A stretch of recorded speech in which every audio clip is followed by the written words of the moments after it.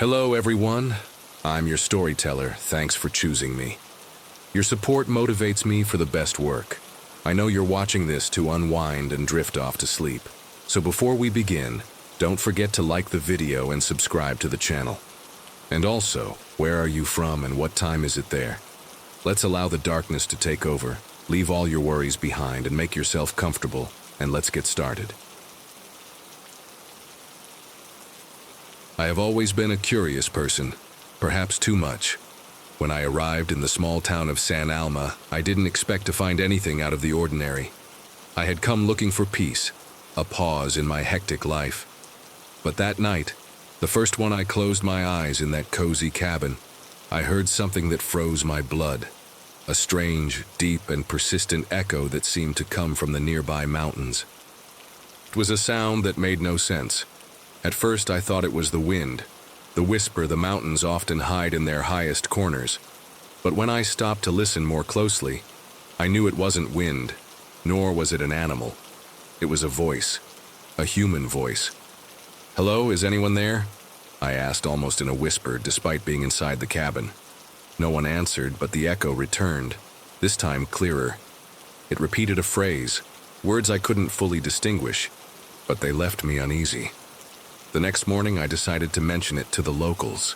I went down to the village, a small picturesque place where everyone knew each other. I sat at the main bar, a warm spot with wooden walls and a permanent smell of freshly brewed coffee. "Have you heard that strange echo?" I asked cautiously. For a moment, everyone fell silent. Then an older woman with deep wrinkles that seemed to tell their own stories looked up. "You heard it, didn't you?" she murmured. "Yes, last night. It was like a voice," I replied. The bar owner, a burly man named Esteban, stopped cleaning a glass and approached. "That echo has been with us for years, but not everyone hears it. They say it only manifests for those who have something to search for." "Something to search for?" I repeated, intrigued. Esteban nodded. "It's not just an echo, it repeats the words of those who disappeared long ago. It's as if the mountains hold the voices of those who never returned." A chill ran down my spine. I had heard of towns with strange stories, but this was different. It was as if everyone knew something they weren't willing to fully share. That night, the echo returned. It was stronger, clearer. This time I could understand it. "I'm not lost, I'm here." The voice was faint, but unmistakable. I decided not to sleep. I grabbed a lantern, a thick jacket, and stepped into the cold mountain air. The echo seemed to guide me, leading me down a forgotten path winding through the trees. I walked for hours until I reached the entrance of a cave. It was dark, damp, and the air that came from its interior had a strange smell, a mix of earth and something metallic. My heart raced as I entered, but the echo kept calling me. "I'm here. I'm not lost." I moved slowly, lighting the walls with my lantern. There were strange marks, like symbols carved with something sharp. I felt that I wasn't alone, but there was no one in sight. Suddenly, I tripped over something on the ground, an object wrapped in old cloth. I picked it up carefully and discovered that it was a diary, ancient and dusty. The pages were filled with nearly erased writing, but in them, I found names. They were the names of the people the town had given up as missing. The last page left me breathless. It read, "We are trapped. We cannot cross. The mountains hold us, but we still have hope." Suddenly, the echo intensified. This time it wasn't just one voice. There were many, blending together, pleading, begging, "Help us, help us." I left the cave with the diary in my hands, feeling that I carried more than just an object. That night I returned to the village and gathered the residents. I showed them the diary, told them what I had seen and heard. Some cried when they recognized the names, while others looked at each other with guilt.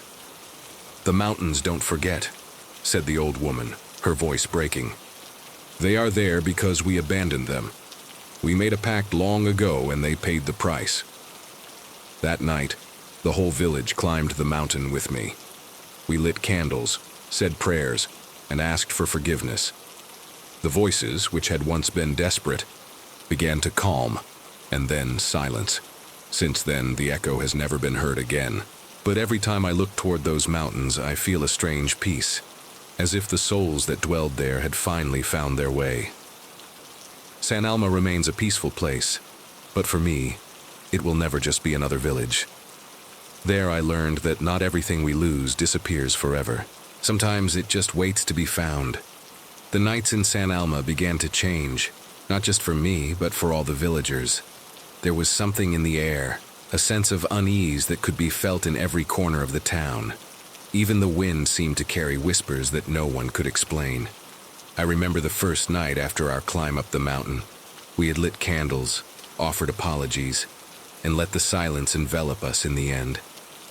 I thought it was all over, that the souls calling from the mountains had finally found peace. But I was wrong. The echo returned. It was different this time. It wasn't just a distant whisper. Now the voices seemed closer, as if they were nearer to the village. "Don't forget us, don't leave us alone," were the phrases that repeated in the air, creeping between the houses like an unsettling fog. That night I stayed awake with the lantern and the diary beside me. I couldn't sleep. Guilt and curiosity consumed me. Had we done something wrong in the ritual? Or was there something else we didn't understand? In the morning, I went down to the center of the village. The faces of the villagers reflected the same fear I felt. No one spoke openly about the echo, but it was clear that everyone had heard it. Children clung to their parents' hands, while the elders barely left their homes. Even the animals seemed uneasy. The dogs barked toward the mountains, and the birds stayed away from the taller trees. I approached Esteban, the bar owner. He was at the door, smoking in silence, his gaze fixed on the mountains. "Did you hear it last night?" I asked him. He nodded, releasing the smoke slowly. "I heard it, and I'll tell you something, my friend. This is not normal. It's never been this strong. There's something more in that cave, something we don't know." His words filled me with unease. I decided to search for answers, so I went to see the old woman who had spoken in the bar the first time. Her name was Doña Clara, and everyone in the village respected her as a sort of guardian of the old stories. When I arrived at her house, she was sitting on her porch, weaving something with dark threads. "I knew you would come," she said without looking at me. I stopped for a moment, surprised. "Doña Clara, why have the voices returned? What do they want?" She sighed, setting her weaving aside. "It's not what they want. It's what we haven't given them. The souls you hear don't seek revenge. They seek something we promised them long ago, but forgot to fulfill." "What did you promise them?" She struggled to her feet and gestured for me to follow her inside the house. There, on a table covered with books and old papers, she showed me an ancient map of the village in the mountains. Generations ago, our ancestors made a pact. To protect the village, they sacrificed a few. But they swore that one day, when the danger had passed, they would free those souls. No one has kept that vow. A chill ran down my spine as I heard her words. Everything was starting to make sense. The voices, the echo, the desperation they conveyed were the result of a forgotten promise that had lasted for decades. "So how do we free them?" I asked. Doña Clara looked at me seriously. "It's not an easy path. The mountains don't give up their secrets so easily. We must ask for permission, offer something in return, and above all, show that our intentions are pure." That night I gathered the villagers in the central square. I told them what Doña Clara had said, what the mountains held, and the pact that had never been fulfilled. Some were hesitant, fearful of facing the unknown, but others, especially those who had lost loved ones, agreed that it was time to do something. Together, we organized a new expedition to the cave. This time, I wasn't alone. We brought candles, flowers, and an improvised altar to show our intentions. As we climbed the path, the echo accompanied us, growing clearer, as if guiding us. When we reached the entrance of the cave, Doña Clara led a small ceremony. She spoke in a language no one understood, ancient words that seemed to resonate with the place. The candles lit one by one, and the echo stopped. For a moment, the silence was absolute. And then, something changed. The walls of the cave began to glow faintly, as if the trapped souls were responding to our call. There was no fear, only a strange calm, almost supernatural. The phrases of the echo transformed into a grateful whisper, and the light slowly faded, leaving behind a peace I had never felt before. When we returned to the village, something was different. The air was lighter, and for the first time in days, the faces of the villagers showed relief. The echo didn't return that night, nor ever again. San Alma regained its tranquility, but I knew it would never be the same. We had learned something profound about ourselves, about the importance of not forgetting our promises, even those made generations ago. And so, as I write these words from my cabin, I hear only the sound of the wind, clear and pure. The mountains finally rest, and so do we. That night, the echo returned, but this time it was different. It was no longer just scattered phrases, lost in the shadow of the valley. Now the words were clearer, more personal, as if each one was meant for someone in particular. What shook me the most was hearing my own name. Luis, don't forget us. I couldn't help but stand still, as if the air itself had frozen. My name echoed between the trees, dragging itself like a living whisper. The sound had something familiar about it, but also something terrifying. I tried to convince myself that it was my imagination, that maybe I was too involved in all of this, but something inside me knew it wasn't.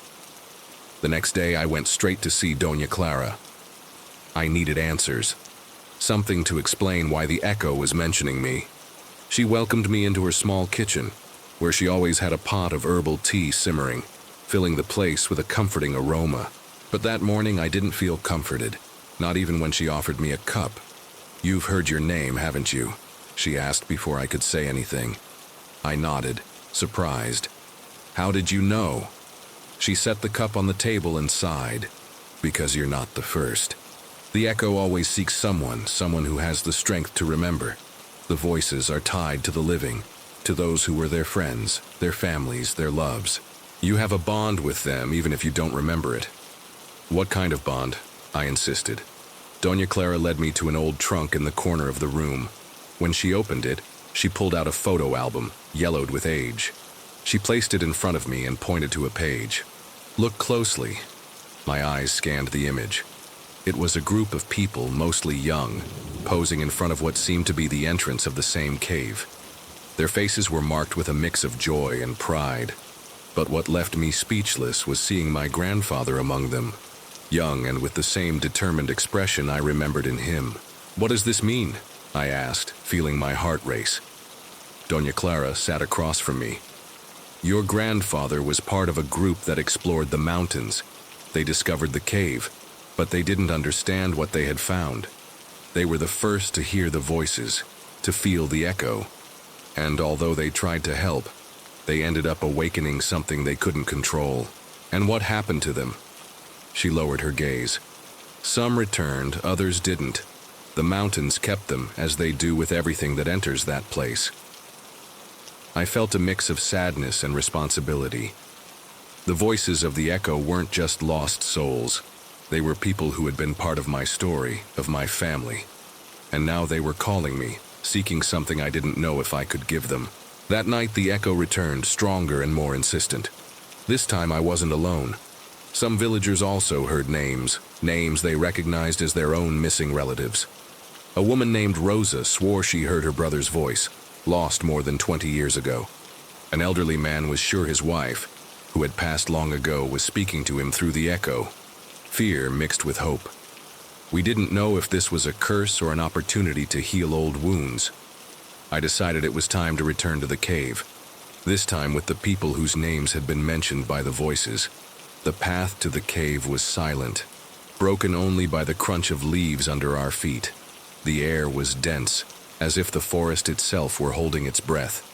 When we arrived, the phrases of the echo seemed to multiply, blending into a chorus of pleas and laments.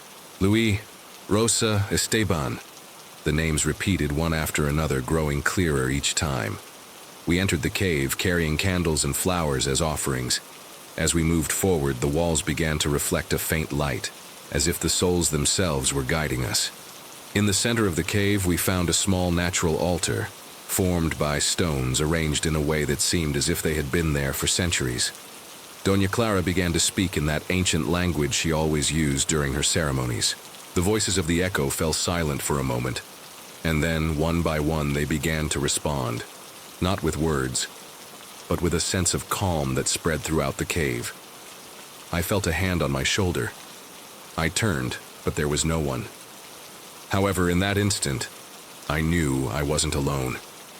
The souls that had been forgotten were there, watching us, waiting for us to fulfill what we had come to do. As we placed our offerings on the altar, a gentle breeze swept through the cave, carrying with it the weight of centuries of suffering.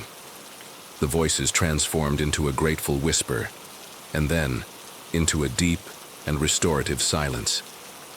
When we left the cave, the sky was clearer than ever.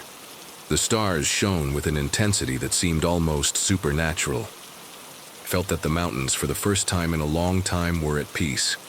The echo didn't return, but on quiet nights, when the wind blows softly, sometimes I think I hear a distant whisper.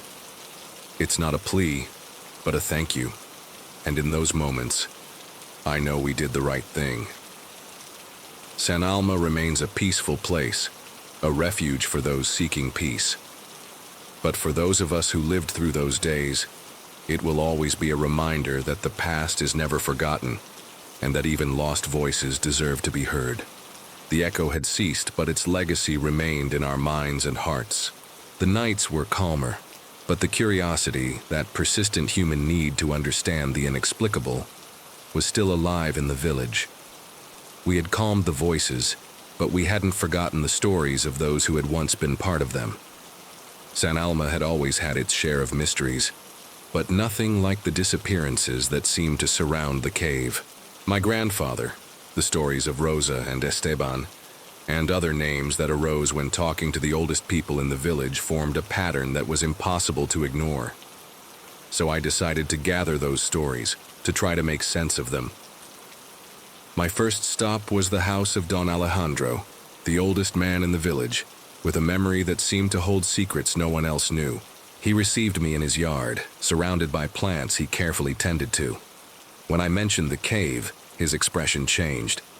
"Luis, son, it's not easy to talk about those things," he said, lighting his pipe.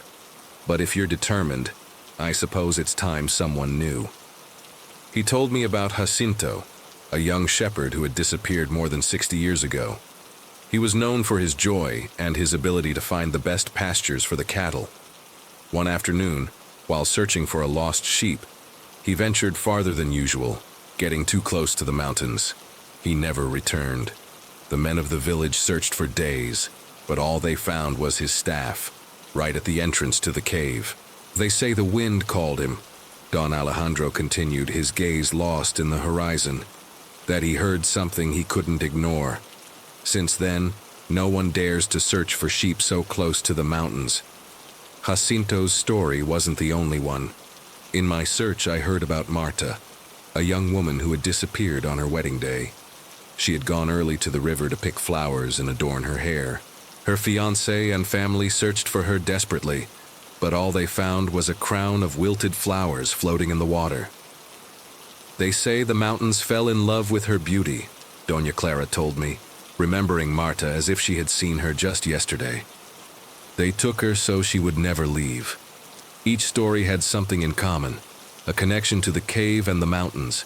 It wasn't just a place, it was a portal, a guardian of secrets not everyone was meant to understand. One afternoon, while reviewing some old records in the small village library, I found something that caught my attention.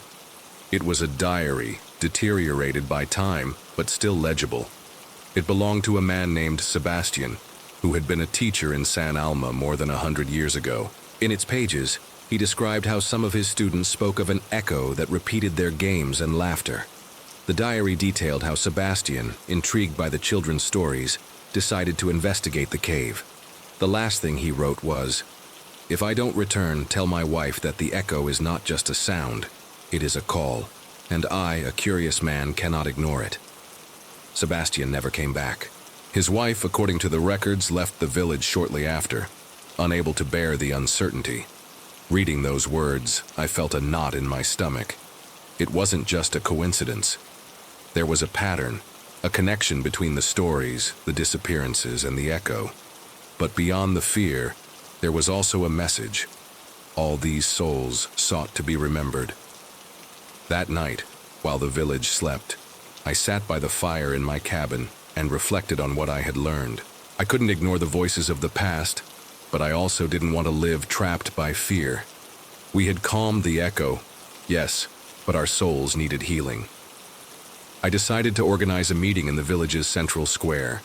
I invited everyone, young and old, to share the stories I had gathered. One by one, people began to speak, remembering their loved ones, those who had disappeared into the mountains. Rosa cried as she spoke of her brother. Esteban shared how his wife used to sing songs that now seemed to echo in the wind. Even the children listened attentively, understanding for the first time the weight of the stories that were part of our village. By the end of the night, something had changed. There was no more uncomfortable silence, no more whispers of fear. There was something new, a sense of connection, of unity. The stories were no longer just tragedies. They were a legacy, a reminder of who we were and what we had overcome together. From that day on, the cave was no longer seen as a cursed place. Some began to visit it, not with fear, but with respect, bringing flowers and leaving small offerings for those who never returned. The echo, now absent, seemed to have transformed into something deeper, a calm that enveloped the village, as if the mountains themselves were grateful. And so, San Alma continued, not as a village marked by fear, but as a place where the voices of the past had found peace in the hearts of the living. And although the mountains remained a mystery, they were no longer an enemy. They were a reminder that even in silence, stories always find a way to be heard. The cave had always been an enigma in San Alma, barely mentioned in whispers by the oldest villagers. It had no formal name, it was simply the cave, as if any title could invoke something dark. I had never thought much about it until the echoes began to be heard, and with them, the buried stories of our community started to resurface. One morning, while walking through the square, I found Doña Isabel, a woman who had always been known for knowing more than she admitted. She was sitting in her usual corner, under the shade of an old oak, spinning wool.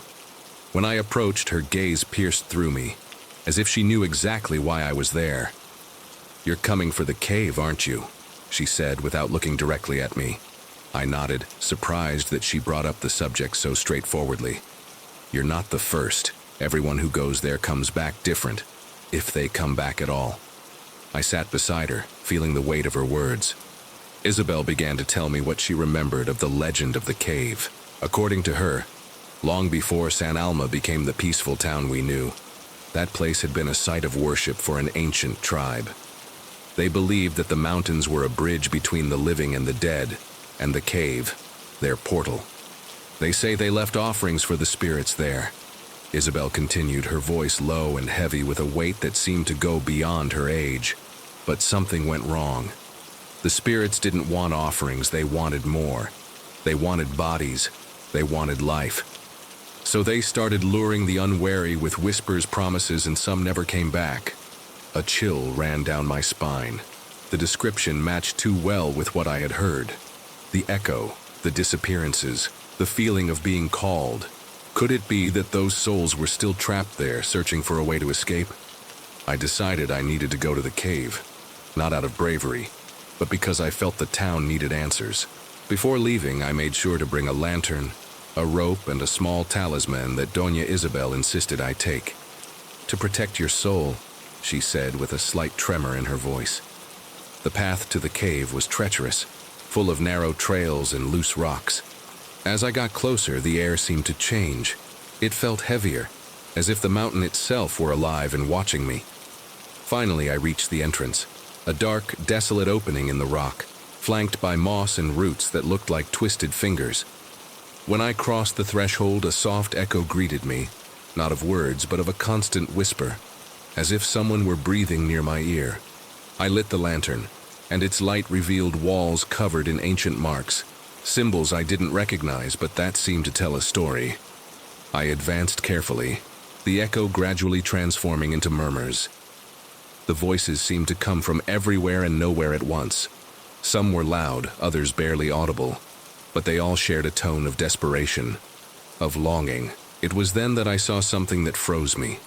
At the back of the cave there was a small cavity, where the floor glowed faintly, as if it emanated its own light.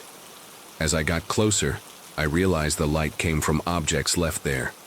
A wooden comb, a war medal, a rag doll. They were the belongings of the missing, of those who had been called by the echo and never returned. I felt a heavy weight in my chest, as if the souls themselves were begging me to release them. "What do you want?" I murmured without thinking, and the voices ceased for an instant, leaving a silence that was even more terrifying. Then, a single voice, clear and feminine, responded, "Remember." The meaning of that word resonated in my mind as I stood there, surrounded by the whispers. They didn't want vengeance or bodies. They only wanted to be remembered, not as lost souls, but as who they were in life. I left the cave with a heavy heart, but determined. That night, I gathered the villagers and told them what I had seen. I shared the stories of the belongings I found, and little by little people began to remember. They remembered Jacinto, Marta, the children and teachers who had disappeared. They shared anecdotes, laughter, and tears, giving those souls what they had asked for, a place in our collective memory. Since then, the cave was no longer a place of fear, but a sanctuary, a reminder that our stories, even the darkest ones, are what connect us and keep us alive. The nights in San Alma returned to being calm, not because the echo had disappeared, but because now we knew how to listen to it with our hearts, not with fear. The full moon nights in San Alma always had something peculiar. The light bathed the mountains with a silver glow that seemed to reveal secrets hidden in the shadows. However, since the echo began, these nights had taken on a different, more unsettling air. That night, as the full moon rose into the sky, I decided to approach the cave again. I carried with me an oil lamp, my notebook, and a charm that Doña Clara had given me before I left.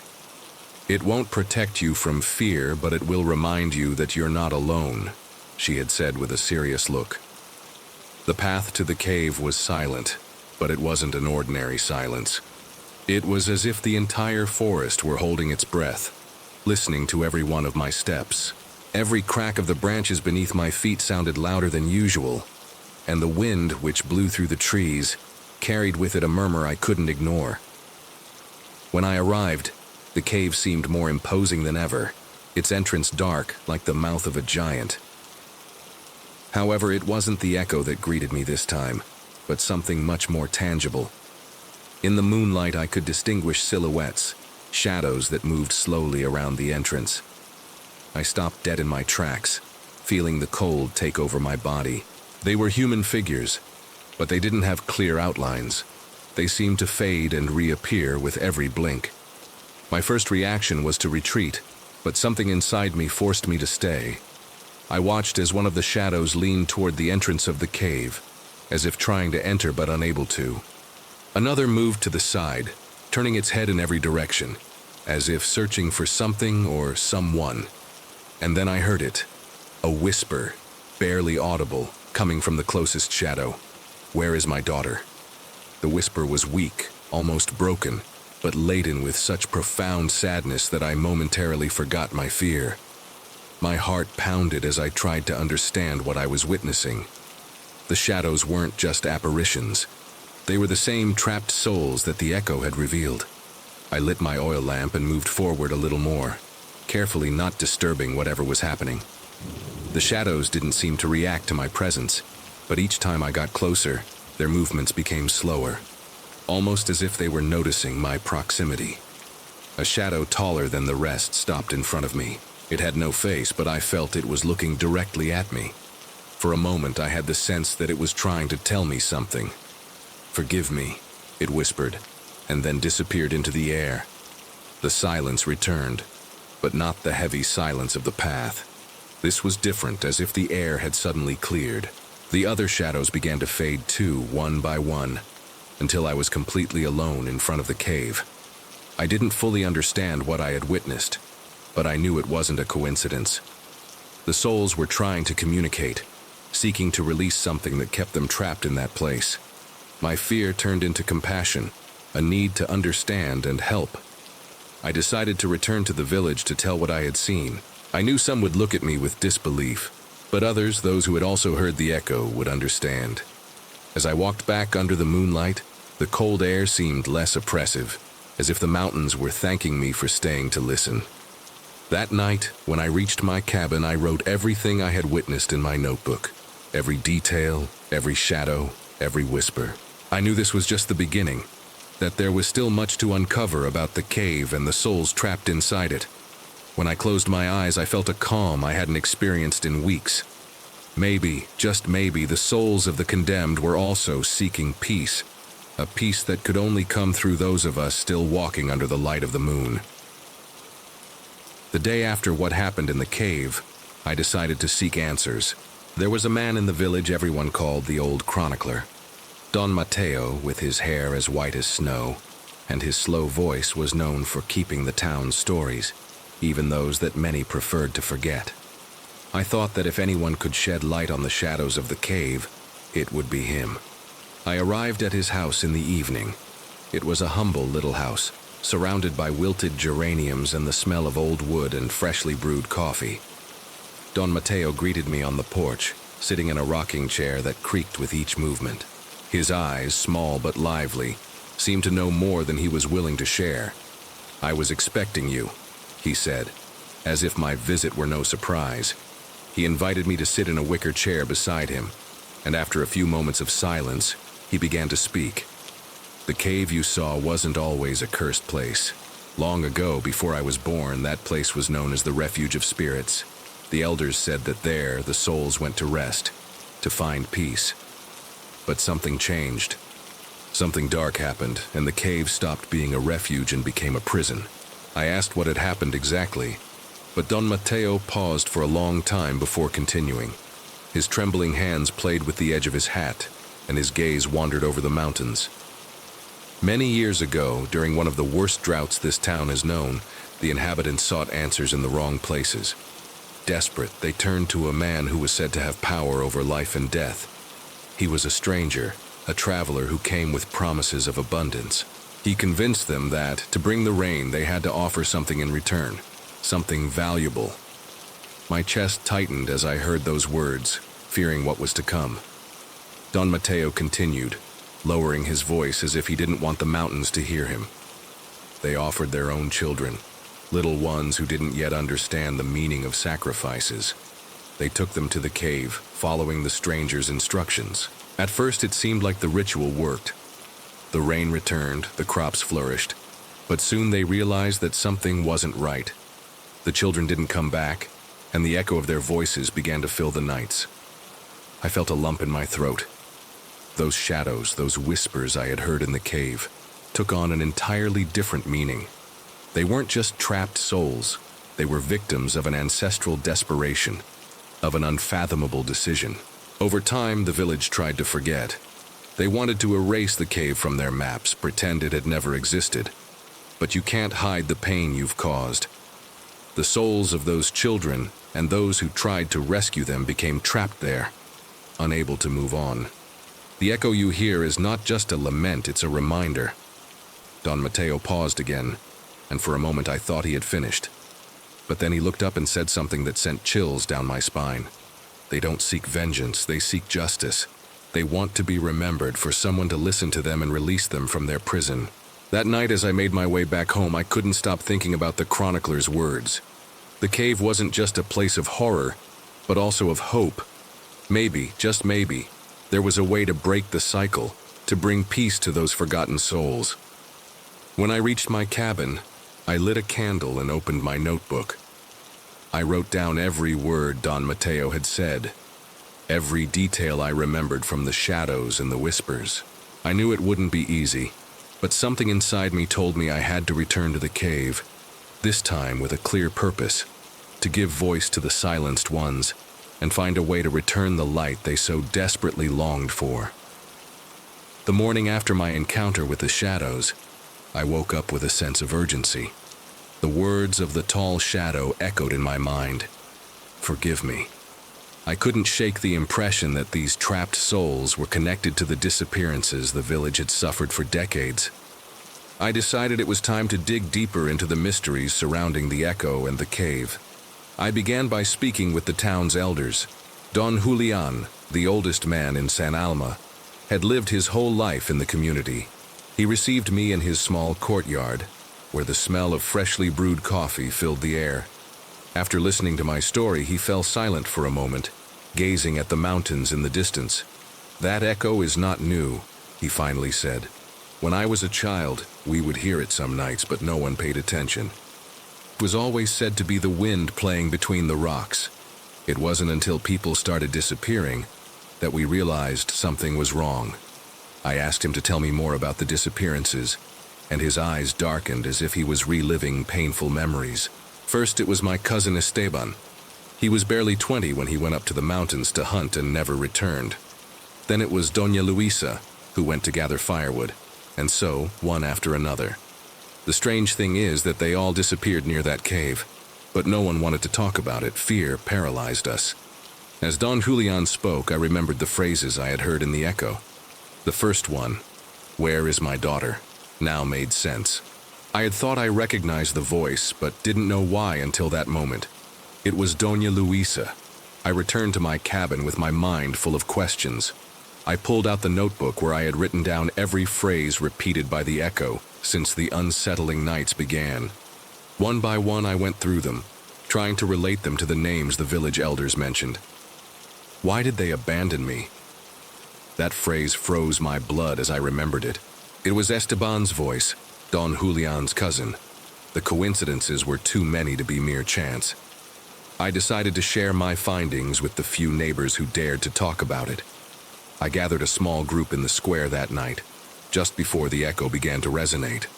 Among them were Doña Clara, Don Julian, and Rosa, a woman who had lost her husband under strange circumstances years ago. As the echo began its mournful melody, each phrase seemed to find a listener in the small crowd. Rosa, upon hearing "I miss you, my love," broke into tears. It was the voice of her husband, Manuel. "It's him," she said with a choked voice. "He always called me that." The fear that had initially united us was now transforming into something else. The phrases of the echo weren't threats or warnings. They were cries for help. Each of the missing seemed to have something to say, something they hadn't been able to express before disappearing. That night, we decided it was time to face the mystery of the cave directly. We didn't know exactly what we would find, but there was a consensus on one thing. These echoes could not continue to resonate without a response. When I returned to my cabin, I sat by the window, watching how the full moon's shadows slid across the mountainous landscape. For the first time in weeks, I felt a strange calm, as if the souls of the condemned knew we were listening.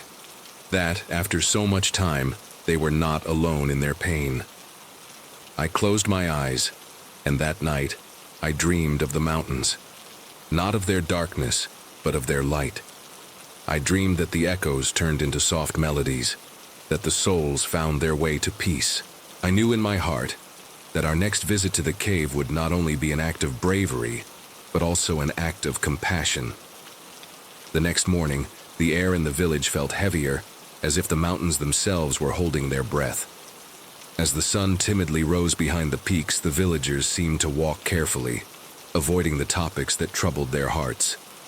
However, I felt a pull, a call, as if nature itself was asking me to listen more attentively. I grew up near the mountains, surrounded by their mysteries and silences. My grandmother used to say that the mountains have a soul, a deep connection with those who inhabit them. According to her, the rocks and the trees, the wind and the rivers were witnesses to our lives, silent guardians of our secrets. That morning, I sat with Rosa and Don Julian in the square, seeking answers in the stories they had inherited. Rosa, still with the tear-streaked face from the night before, began to speak of an ancient belief.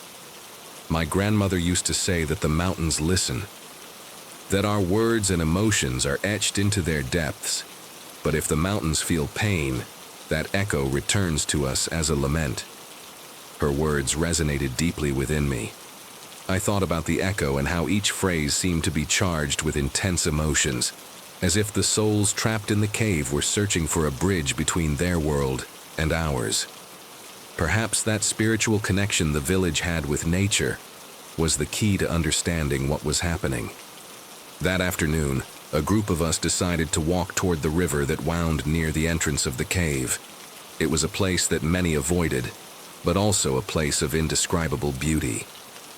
The crystal clear water reflected the mountains and the sky, and the sound of the flowing water seemed to whisper words we could not fully understand.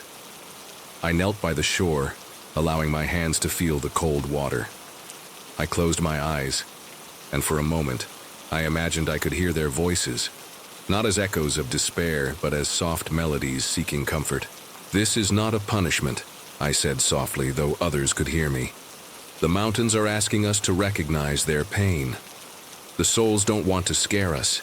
They want to be heard." That night, instead of fearing the echo, we decided to face it differently. We gathered the village in the square, and instead of walking away from the sound, we sat in a circle and listened. Each phrase, each word repeated by the echo was received with respect, and in some cases with tears. Doña Clara, a woman who had lost her brother many years ago, spoke after hearing his name in the echo. "I always thought I had forgotten him, but now I know he never stopped searching for me. Perhaps the mountains have kept him close so we can say goodbye." As the night progressed, the stars seemed to shine more brightly, as if the sky itself approved of our gesture. The words of the echo became less frequent, more paced, as if the souls were beginning to find some peace. It was then that I realized the village's spiritual connection with nature was more powerful than any of us had imagined. The mountains were not only guardians of our lives, but also of our memories, a bridge between the world of the living and that of those who had departed.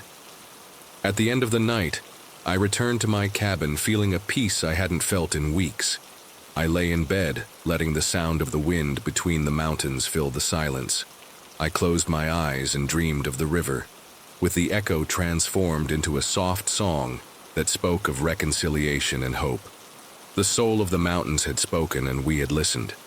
Maybe finally we were beginning to understand. The morning after our vigil in the square, the echo was not heard. It was as if the mountains had granted us a brief respite. However, we knew it would not be enough. The souls remained trapped, and the mystery of the cave continued to cast an unsettling shadow over the village. It was then that we decided to organize an expedition. Not everyone agreed, but the younger ones, driven by their bravery and curiosity, volunteered to venture into the cave. I also joined. I felt a mixture of responsibility and necessity. I had heard the voices and seen the shadows. Something inside me knew I had to be there, that this story, in some way, was also mine.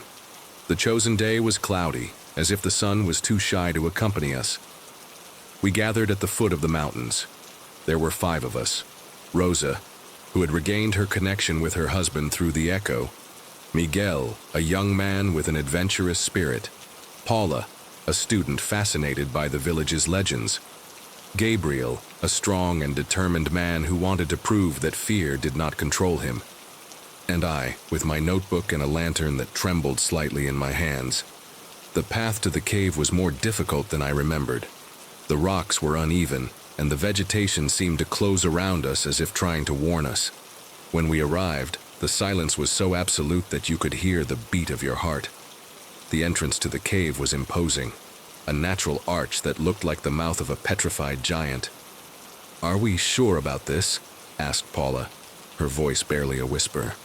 "More than ever," I replied, trying to convey a confidence I didn't entirely feel. We lit our lanterns and began to enter. The air inside was dense, filled with a humidity that seemed to cling to our skin. The darkness was total, barely broken by the beam of our lights. The ground was uneven, and our footsteps echoed like a reflection of ourselves. As we moved forward, the echo returned. Oh, not the unsettling phrases we had heard before, but a deep sound, like a collective murmur. It was as if the cave were alive, breathing around us. "Do you hear that?" said Miguel, stopping suddenly. "Yes," replied Rosa, clutching the pendant around her neck. "It's them." Suddenly, the murmur turned into clear words. "Help us," said one voice, and then another. "Don't leave us here." We all looked at each other, terrified but determined. We knew we couldn't turn back. We moved forward, and soon we reached a larger chamber. The air became even colder, and the walls seemed to glow faintly, as if holding an energy we couldn't understand. In the center of the chamber was something none of us had expected, a circle of stones perfectly placed, with symbols carved into them that we didn't recognize. In the center of the circle, a strange object rested, covered in dust, but undeniably powerful. "This is what keeps them trapped," I said, not exactly knowing how I knew. "It's like an anchor." Gabriel stepped toward the circle, but the echo grew louder, almost deafening. "Don't touch it," shouted Rosa, and he stopped dead. Then something happened that none of us could explain. The lights of our lanterns began to flicker, and the shadows on the walls came to life, taking human forms. They weren't threatening, but their empty eyes stared at us with a mixture of desperation and hope. "Let them be free," said a voice I recognized as Doña Luisa's. "How?" asked Paula, her voice trembling.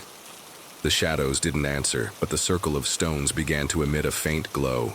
That's when we understood we had to undo the anchor, return the stones to the earth from which they had come. One by one, we began to move them, our hands trembling but resolute. When the last stone was removed, the glow faded, and the echo turned into a long, deep sigh, as if the mountains themselves were exhaling. The shadows slowly disappeared, leaving a silence that wasn't oppressive, but liberating. We stayed there in the darkness for moments that felt like eternity. Then Rosa broke the silence. They're at peace. We left the cave with a sense of relief mixed with exhaustion. The mountains seemed different, lighter, as if they had released a weight they had carried for too long. That night, the echo didn't return. For the first time in weeks, the village slept peacefully. And as I lay in my bed, I knew we had done the right thing. We had listened to the souls and answered their call. Finally, the mountains were silent, and so were we. The cave was closer than I thought. The day had quietly fallen over the village, and the full moon illuminated the mountainous landscape with a silvery light that seemed to draw long shadows. The wind blowing through the pines carried with it a strange sensation, as if something was watching us. The atmosphere was heavy with a palpable tension, and the people, though curious, couldn't help but feel fear. When we reached the entrance of the cave, the air became even colder. It wasn't a natural cold. It was a cold that seemed to emanate from the very bowels of the earth. We stopped for a moment, gazing into the darkness extending beyond the entrance. We knew something was there, something that had been waiting for a long time. The shadows of the moon played on the walls of the cave, creating distorted shapes, as if the rocks themselves were breathing. It wasn't just the cave that made us tremble. It was the feeling that the very earth was alive, aware of our presence. "Are you sure we want to do this?" Rosa asked me, her voice trembling. I nodded without saying anything, although inside I felt the same fear she did. But I knew we couldn't keep ignoring what was happening in the village. The disappearances, the echoes, the voices, everything was connected in some way. If we wanted to understand what was happening, we had to enter the cave. The first step inside the cave was the hardest. The cold was so intense I felt my bones burning. I forced myself to breathe deeply, but my breath turned to vapor instantly. As we moved forward, the echo began to resonate in the walls, as if the cave itself were alive, repeating the same words we had heard on the previous nights. "Where are you?" "I'm waiting for you. Help me." At first, the echoes seemed distant, but with every step we took, they came closer. The voices grew clearer, more desperate. I felt a knot in my stomach. It wasn't just the voices of people who had disappeared. It was as if those souls were trapped, searching for something we didn't know. But the worst was yet to come. As we ventured deeper into the cave, the air became thicker, and the shadows began to move with greater intensity. I saw something in the darkness. It wasn't clear, but I could make out figures, almost translucent, gliding along the walls, whispering in a language I didn't understand. The feeling of being watched was overwhelming, as if something was waiting for us to take the next step. My breathing became erratic. The cold was no longer just physical. It felt as if my very soul was being frozen. "We need to get out of here," murmured Don Julian, his voice breaking. But when we turned to leave, the air grew even denser. The entrance to the cave seemed to have vanished. We were trapped in a space we didn't understand, surrounded by an emptiness we couldn't fill. Suddenly, the voices grew more intense. "I need you. Come back to me. Don't leave me here." The words surrounded us, crawling into our ears, ringing in our heads. I felt a pressure on my chest as if something invisible was squeezing my heart. I clenched my eyes tightly, trying to drown the panic that was rising like a torrent. That's when I saw a figure in the shadows. It was blurry at first, but slowly it became clearer. A woman, pale with empty eyes, emerged from the darkness. Her lips moved, but I couldn't hear what she was saying. A chill ran down my spine. The figure slowly moved toward us, her movements slow, as if she were trapped somewhere between life and death. "Don't come closer," I shouted, but my voice was swallowed by the heavy air of the cave. The woman didn't respond. She simply kept walking toward us, her face becoming clearer, more human. And then, in a barely audible whisper, her lips moved and said, "Help me. You have to help me." Terror gripped me. I didn't know what to do. I didn't know if we should run or stay. But one thing was clear: the souls trapped in the cave were not just echoes. They were condemned beings, searching for something that would allow them to return, something we didn't fully understand. In that moment, I knew that something much deeper and darker was happening in that place. The cave didn't just hold the memories of the missing. It held their souls, condemned to live in an eternal cycle of suffering, waiting to be freed. The voices intensified even more, echoing in every corner of the cave, filling everything with an unbearable pressure. I felt my mind begin to falter, my body filled with a strange energy I couldn't comprehend.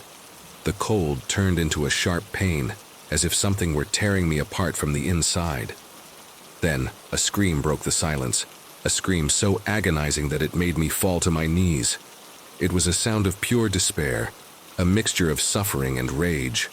I looked around but saw nothing. The cave was empty, though the echo still rumbled in my ears. The pressure in my chest was unbearable. That's when I knew we couldn't stay there for even a second longer. We fought our way back, but it seemed as though the cave didn't want to let us go. Every step was heavier than the last, as if the earth itself were holding us back. Finally, after what seemed like an eternity, we managed to escape. But the echo stayed with us, taking with it a part of our peace. Back in the village, the voices kept resonating in my mind. They were not just echoes. They were pleas, souls trapped in the abyss of the cave, waiting for the liberation only we could give them, if we knew how to listen, if we truly understood what they needed. And although the echo had ceased that night, its message stayed with us, deep in our hearts, as a reminder that there are things in this world we cannot see, but that always follow us until we truly listen to them. The night we decided to venture into the depths of the cave was different from all the others. Although the air was still dense and cold, something had changed, as if the earth itself was waiting for something. The full moon illuminated the clear sky, and its silver light fell upon the mountains, making the shadows appear to move in time with the wind. Everything was silent, a silence that weighed heavily, as if the entire world was holding its breath. We walked slowly toward the cave entrance. We were not many, just a handful of people determined to understand what was happening. I, like everyone else, felt a mixture of fear and curiosity. I couldn't stop thinking about the disappearances, about the trapped souls that were asking for help through the echoes. There was something about all this that didn't quite fit, something that pushed me to move forward. to delve deeper into the darkness. The entrance to the cave seemed larger than I remembered. The rock walls rose imposingly, and damp air filtered through the cracks, bringing with it a smell of earth and something else. Something metallic. Something I couldn't identify, but it froze my blood. "Are you sure about this?" Rosa asked, her voice trembling. "We have to do it," I replied firmly, though inside fear was beginning to cloud my judgment. I knew I had to be brave, but it wasn't easy. The sensation of being watched, the pressure in my chest, the cold that wasn't just in the air but in my bones, all added up to create unbearable tension. With each step we took inside the cave, the echo grew more intense. It was no longer just a distant murmur, but now it seemed to surround us, reflecting off the stone walls. The voices no longer merely repeated the phrases we had heard before, but now they seemed to speak directly to us, their words filled with desperation. "Help me!" a voice screamed, so clear it seemed to be right behind me. I turned abruptly, but there was no one, only darkness. "I'm waiting for you!" The echo was no longer just a natural phenomenon, no longer just the wind playing with the rocks. The voices were coming from a deep place, from the darkest part of the cave, and they felt real, as if someone was truly there, trapped, waiting for us to free them. We moved cautiously. The uneven ground made every step uncertain. The humidity was unbearable, and the cold, growing more intense, began to cut at our skin.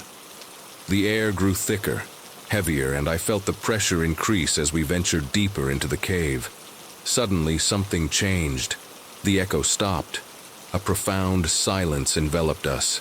A silence so thick I could feel it in my ears, like a low buzzing that grew louder with every second that passed. That's when I saw it. A pair of eyes were shining in the darkness. They were not the eyes of a living person. I knew that immediately. They were beyond human, beyond natural. They were two orbs that reflected the light of our lanterns in a strange way, as if they were absorbing the light instead of reflecting it. And those eyes were staring at me, unblinking, unmoving. Fear took hold of me at that moment. I couldn't breathe, my legs began to shake. The air became even denser, the cold more unbearable. I looked around, but the eyes were still there, motionless, fixed on me. It was as if everything in the cave had stopped, as if time itself had paralyzed. "Do you see it?" Rosa whispered, her voice trembling. I couldn't answer. I could only feel the weight of those eyes on me. They were like two holes in the darkness, like two doors open to an abyss I didn't want to know about. It wasn't just fear. It was a deep, primal terror, something that reached to the very core of my being. "Let's go! We have to get out of here!" I yelled, and began walking quickly toward the exit, but my feet didn't respond as quickly. It was as if something was holding me back, something invisible that wouldn't let me move forward. The echo began to resonate again in the cave, this time much louder, as if the echo of all the trapped souls was claiming its presence. The voices were clearer now, more urgent. "Help me, please help me!" The voices were no longer just desperate, they were furious. I felt pressure on my chest, as if the words themselves were crushing me, as if all those lost souls wanted to possess me, take my body, steal my soul. I knew something terrible was about to happen, something that would change everything. Suddenly, the eyes disappeared. The darkness surrounding them swallowed the light from our lantern, and the air grew even colder. The pressure on my chest increased, and I felt my body begin to give way, as if something were absorbing my energy. A scream of terror was choked in my throat. "Rosa!" I screamed, but she didn't respond. I quickly turned to her, only to find her staring toward the back of the cave, her eyes vacant as if she were hypnotized by something. "Rosa, no!" I screamed, but there was no answer. A chill ran down my spine, an indescribable terror paralyzed me. I knew something had taken control of her, that her soul was being ripped away by that darkness, by those eyes. With one last burst of will, I ran to her, grabbed her by the shoulders, and shook her. Finally, her eyes focused on me again. Her face was pale, her lips trembling. What happened?" she murmured, confused. as if she didn't remember anything. The cave filled with echoes once more, but this time the voices were different. They were no longer whispers, they were screams. Screams of desperation, of anguish, as if the condemned souls were fighting to get out, to escape. With almost superhuman effort, we pulled Rosa and ran out of the cave. The cool night air hit us hard, but it wasn't enough to dissipate the fear that still enveloped us. Something had followed us, something we didn't know if we could leave behind. I looked back at the cave one last time. The eyes were still there, watching us from the shadows. And I knew that the cave was not just a place but a threshold between two worlds. A place where trapped souls waited, desperately wishing, with desperation, to take form and return to the world of the living. And as I walked away, a terrifying thought settled in my mind. Would we have been next? That night, the fog descended upon the village with an unsettling density. It seemed that the air itself wanted to swallow the human beings, covering them in an icy embrace that took their breath away. I walked through the narrow cobbled streets, feeling the weight of the stillness falling over the place. There was something strange in the atmosphere, as if the very earth were trembling, aware that something was about to be revealed. People whispered among themselves, but they all knew that terror was not something easily shared. It was too real, too close. That night I decided I had to go beyond what we already knew. The voices in the cave were becoming more intense, clearer. The echoes of those who had gone still resonated in my ears. Help me. Why did you leave me? Are you going to come back for me? The words repeated in my mind like a persistent whisper. But there was something else, something I didn't yet understand. I felt that if I didn't discover the truth behind all of this, I would never be able to free myself from its weight. The night I decided to return to the cave, the full moon was high in the sky, bathing the landscape in silver light that seemed to blur the boundaries between the real world and that of the dead. The path to the cave was dark, darker than ever.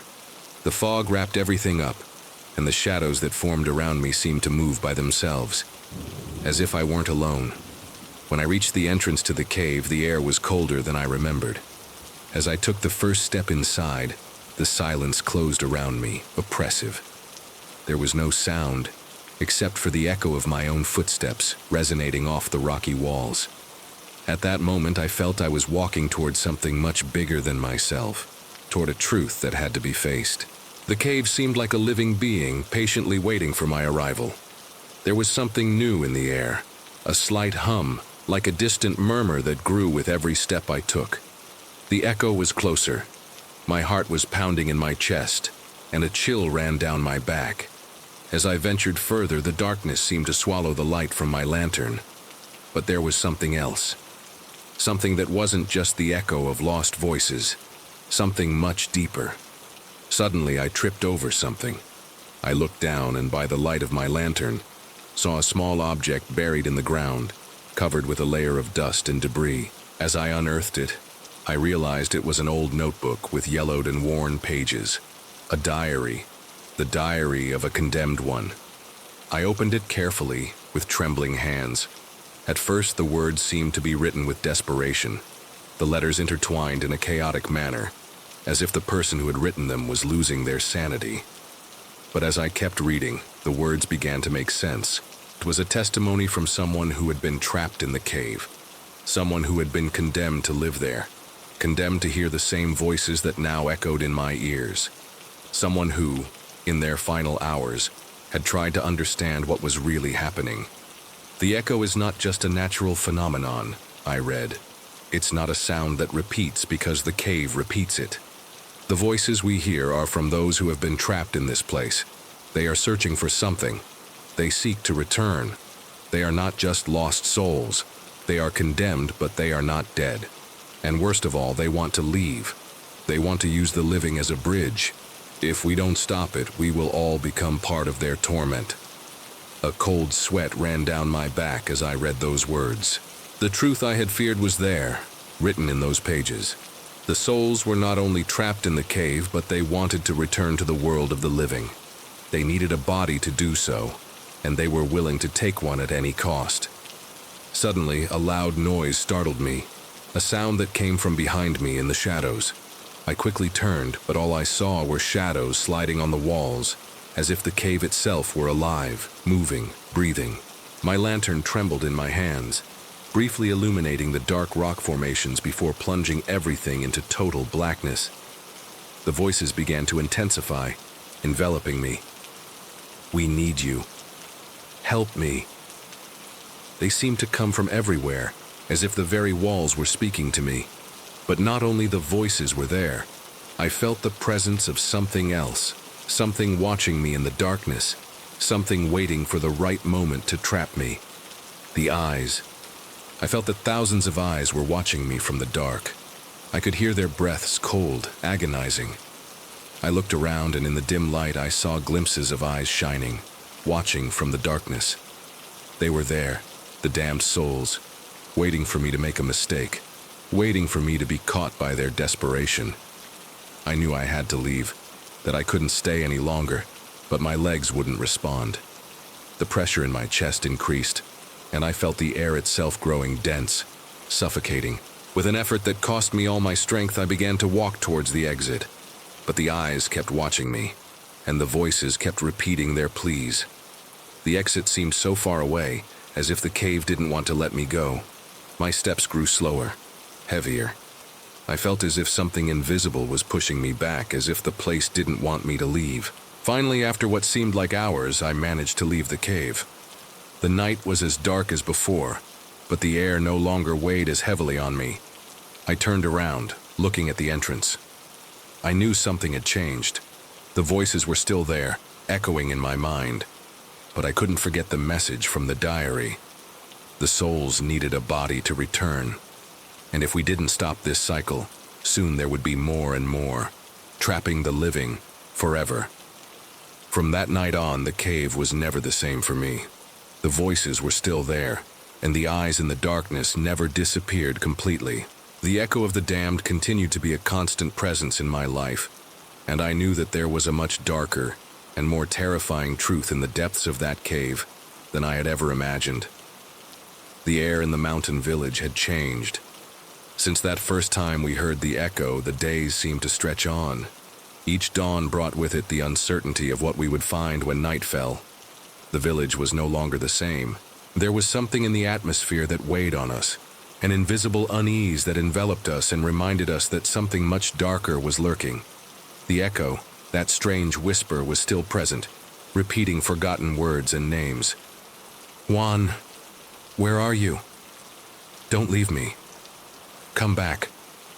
The voices resonated in the stillness of the night, and although we had become accustomed to them, they never failed to send shivers down our spines.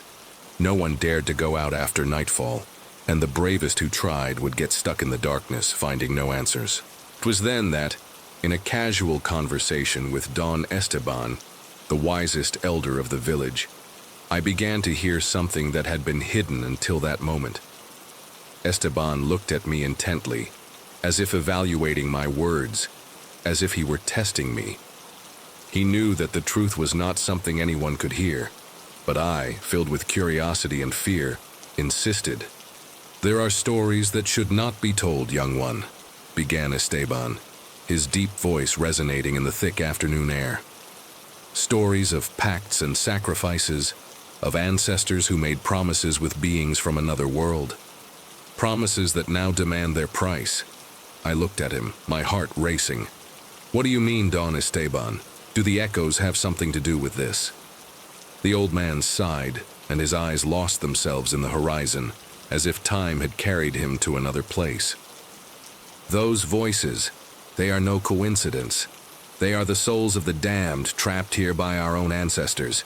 They, in their desperation, made pacts with entities beyond our understanding, pacts that bound us, pacts that are still alive." The cold that had begun to rise up my legs ran all the way to my neck. Esteban's words were like a distant echo, but real, like a warning. The ancestors of this village were not afraid of death, nor of what might come after. They made a sacrifice, young one. They offered the most valuable thing to protect themselves from plagues, wars, hunger, and the price was high. higher than they ever imagined. As Esteban spoke, the pieces of a puzzle I had never wanted to assemble began to fall into place. The history of the village, the murmurs I had occasionally heard from my grandparents, the stories passed down through generations about the strange things that happened in the mountains. It all started to make sense. A sacrifice? What do you mean? I asked, my voice trembling. What happened? The old man closed his eyes, and when he opened them, he looked at me with a gravity that made the air grow even thicker. They sealed a pact with the shadows, with what lives in the darkness. In exchange for protection and prosperity, they gave up something more valuable than anything else: the souls of the innocent. The people of this village, in their desperation to survive, offered lives so that evil would stay away. I felt my feet begin to crumble beneath me. My mind couldn't process what Esteban was telling me, but at the same time, I understood that everything fit. The disappearances, the voices, the cave. It was part of a cycle, a cursed cycle that the village had sealed long ago, not knowing that the debt could never be fully paid. I don't understand, I stammered. They sacrificed lives. Why didn't they stop it? Because they couldn't, Esteban replied, his tone heavy, filling the space between us. When you make a pact with the shadows, when you give up the most valuable thing, you can't take it back. The shadows don't forgive. And now, after generations, the voices of those sacrificed are returning, demanding what was promised to them, what was promised in exchange for their lives. A chill ran down my body, and I couldn't help but imagine the shadows lurking in every corner of the cave, waiting for someone else to dare make another sacrifice for them. But what terrified me the most was thinking about what would happen if no one did. What should we do? I asked, breathless. How can we stop this? Esteban remained silent for a moment, as if struggling with the words. Finally, he said, "There's no way to stop it, son. The pact was sealed too long ago. All we can do is let the cycle unfold. The trapped souls, the ones calling, won't rest until their debt is paid, until an innocent soul is delivered. It's the only way for the echo to quiet." Those words hit me like a hammer. Sacrifice. Someone would have to be delivered to close the cycle. Was it me? Was it someone else? The voices in my mind were mixing, and an indescribable panic took hold of me. Esteban looked at me, and for a moment I saw in his eyes a deep sadness, as if he had already made his peace with fate. "The only thing I can tell you is that the story of this town is written in the shadows," said Esteban, his voice broken by the weight of his knowledge. "And the echo? The echo is just the beginning of what is to come." With those words, I moved away from his side, my mind going wild with what I had just discovered. I couldn't go back to the town and live as before. Everything I had known, everything I had believed, now seemed to be collapsing under the weight of an ancient and dark history. The next night, the echo was louder than ever. The voices crawled through the air, asking, begging, crying. The cycle had begun again, and the mountains seemed alive, whispering promises of ancient sacrifices. Something had to change, or we would all be condemned to live with the shadows, to live with the echoes of a past that would never leave. Now, as I listen to those voices that fill the night air, I feel a deep fear at the bottom of my being. The pacts of the past are not forgotten, and somewhere, in the depths of the forgotten cave, the shadows wait, waiting to be freed, waiting for someone to offer themselves. The echo of the damned, like a warning, continues to resonate in the air, and all I can do is wait and listen, because I know that soon the moment will come when the sacrifice will be necessary. The full moon illuminated the small mountain town with a cold and distant light. The darkness of the night felt dense, as if the air itself had become thicker, wrapping every corner in a cloak of mystery. It was not an ordinary night. It couldn't be, not after everything that had happened. The echo, that strange whisper that had started to rumble through the town weeks ago, had grown, had changed. Now we no longer only heard the voices of the missing, but we also felt something else, something that crawled with each repeated word. At that hour of the night, the town was already silent, as if all the inhabitants feared leaving their homes, as if the echo itself was holding them in place. The children did not play in the streets, the adults did not dare whisper words outside their homes, and the bravest, those who still tried to investigate, simply disappeared, just as those who had been the first to hear the voices had. I was in the old library, surrounded by books that had witnessed generations of forgotten stories. Over the weeks, I had begun to notice something peculiar in the pages of those old books. The stories spoke of pacts, of sacrifices, but what terrified me even more was the constant mention of a forgotten cave, a place that no one dared to mention, a place that seemed to hold the answer to all the echoes that resonated in our lives. Suddenly, the door to the library opened with a soft creak, and Don Esteban's figure appeared in the doorway. His face was more emaciated than ever, as if the weight of the secrets he carried had physically worn him down. He looked at me with his penetrating eyes, as if trying to read my soul. "You're not ready to know everything I've told you," he said in a low, almost whispering voice as he closed the door behind him. "But you can't turn back now." His serious tone and the strength of his words sent a shiver down my spine. For weeks, he had been the only one who seemed to understand what was happening, but he had never spoken to me this way. He had always been the protector, the one who warned us softly. Now his presence felt like a warning, a veiled threat. "The echo, the sighs, everything," he whispered, almost as if he feared someone might hear us. "They are not just memories. They are not just voices from the past. They are the souls of the damned trying to be heard, and they don't have time. They are desperate. They want to return, and they will if no one stops them." That final sigh hung in the air, like a broken promise. My mind began to wander. I remembered the voices of the missing, those words that repeated night after night. "Help me. Don't leave me here. Come back." And those voices weren't just words. They were pleas, laments, screams of pain that pierced the walls of our homes, that twisted our souls searching for something, for an answer. Don Esteban walked to the table where I had left the old texts. He stopped for a moment, his fingers tracing the pages of a book as if reading something only he could see. "In this town," he began, his voice cracking slightly, "generations ago our ancestors made a pact with something they didn't understand, something that lives in the depths of the cave. The promise was clear, protection in exchange for the most valuable thing.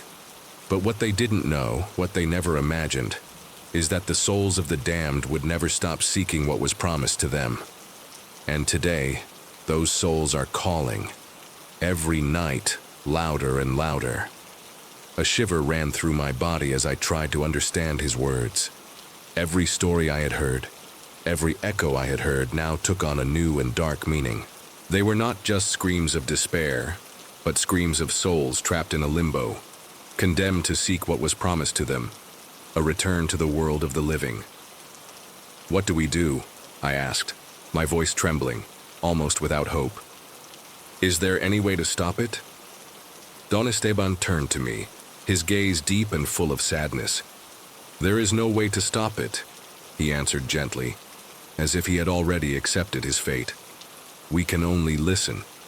We can only wait for the story to run its course, because the price has already been paid." Esteban's words hung in the air, heavy, as if the weight of generations of secrets had seized them. Silence thickened between us, a silence broken only by the distant echo that started sounding again, repeating the same phrases, the same pleas. "Help me. Come back." I left the library with my heart racing, looking for air, looking for something that would help me understand the magnitude of what I had just heard. The streets were empty. The people had locked themselves in their homes, but the echo continued to resonate, louder than ever. It seemed to come from everywhere, as if the voices of the damned were already inside our homes, inside our minds. The forgotten cave, that place no one wanted to mention, was located deep in the mountains.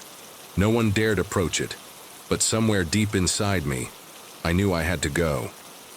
I knew I had to find that cave, that source of the echoes, to understand once and for all what had happened. But something inside me also knew that by doing so, something would change.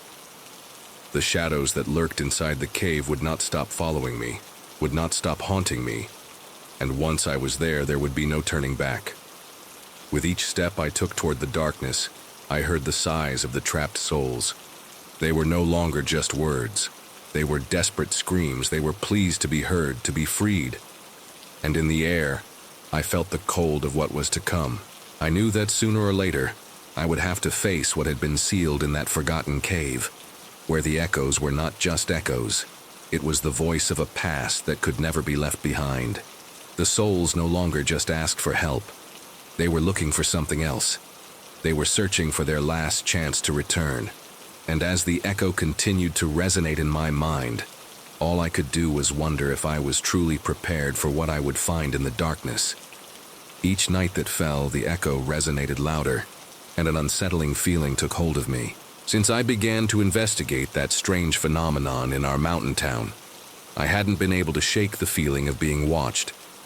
The inexplicable disappearances of people years ago, the voices that echoed through the mountains, and the forgotten cave no one dared approach.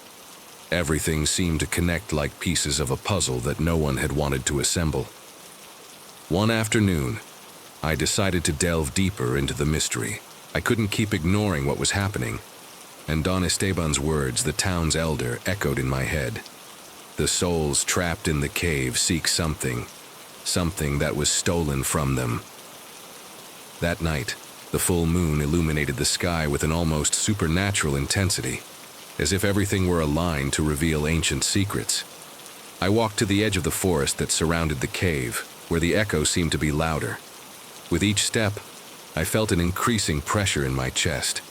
It was as if the air itself had become thicker, heavier. I stopped for a moment, listening in the distance, and there it was, that whisper. A low, repeated sigh, full of despair. Juan, where are you? A wave of cold ran through my body, but my curiosity and perhaps my desire to understand pushed me forward. The entrance to the cave was hidden among the trees, camouflaged by years of vegetation and neglect. As I approached, the echo became clearer, sharper, and a shiver ran down my spine. The entrance to the cave was larger than I had imagined. The inside was dark, but there was something strange in the air.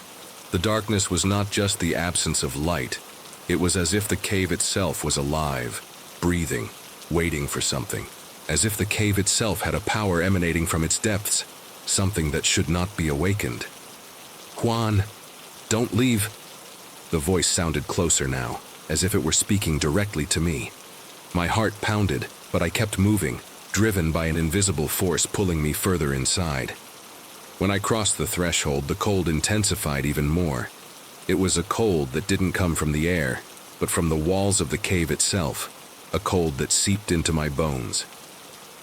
I walked down the narrow passage of the cave, and with each step the voices seemed to multiply, intertwining and whispering words and phrases I recognized. Some were from people I had known as a child. I remembered Juan, a childhood friend who had disappeared years ago without a trace. I heard his voice, clear and full of anguish. Juan, why did you leave me here? The voices grew louder as I descended deeper into the cave. In the distance I saw a faint light flickering, a light that wasn't natural. It was a light coming from somewhere deep within, and I felt drawn to it, as if my fate had already been sealed. With each step the atmosphere grew heavier, denser, until I finally arrived at a large chamber filled with shadows. There, in the center of the room, was something I couldn't understand at first. It seemed to be a shadowy figure, an ethereal shape floating, a presence that was watching me. The echo resonated in my ears, and I could clearly hear the damned, "Listen to me. Listen to me." The words blended together, but there was something in them that deeply unsettled me. I approached, fearful yet determined, and that was when I saw them. Eyes, thousands of eyes glowing in the darkness. The eyes of those who had been trapped in the cave. The souls of the damned, who were now nothing more than shadows, watching me from the walls of the cave. Their eyes shone with an intensity I couldn't describe. filled with desperation and suffering. They seemed to be searching for something, something that had been stolen from them, something they could never recover. Then I understood. They were not only trapped in the cave, but their souls had been condemned to live in a kind of eternal purgatory, desperately searching for a way out. They sought a way to return to the world of the living, to reunite with their lost bodies. And apparently their only hope was someone like me, someone brave enough to enter their realm and listen to their pain.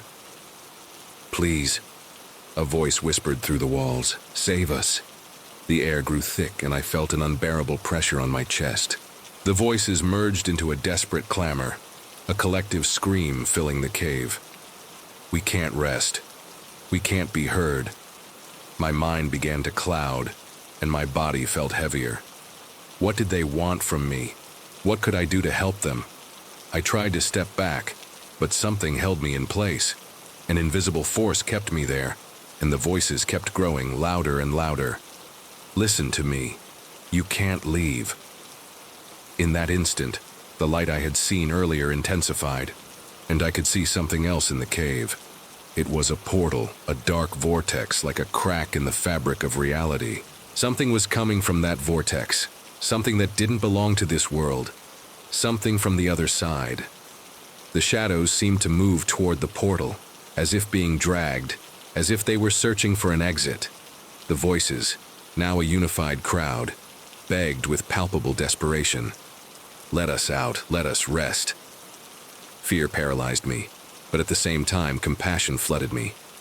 It was as if I were at the center of an ancient sacrifice, a ceremony I couldn't stop, but at the same time couldn't ignore. My heart raced as the echo of the voices filled my mind. I felt a strange connection with those trapped souls, a connection I couldn't fully understand. I don't know how much time passed, but eventually, a sense of peace overtook me.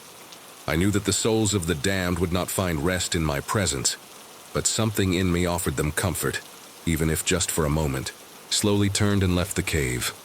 As I exited, the pressure on my chest diminished, and the echo began to fade. The air grew less dense, and for the first time in days I felt I could breathe freely.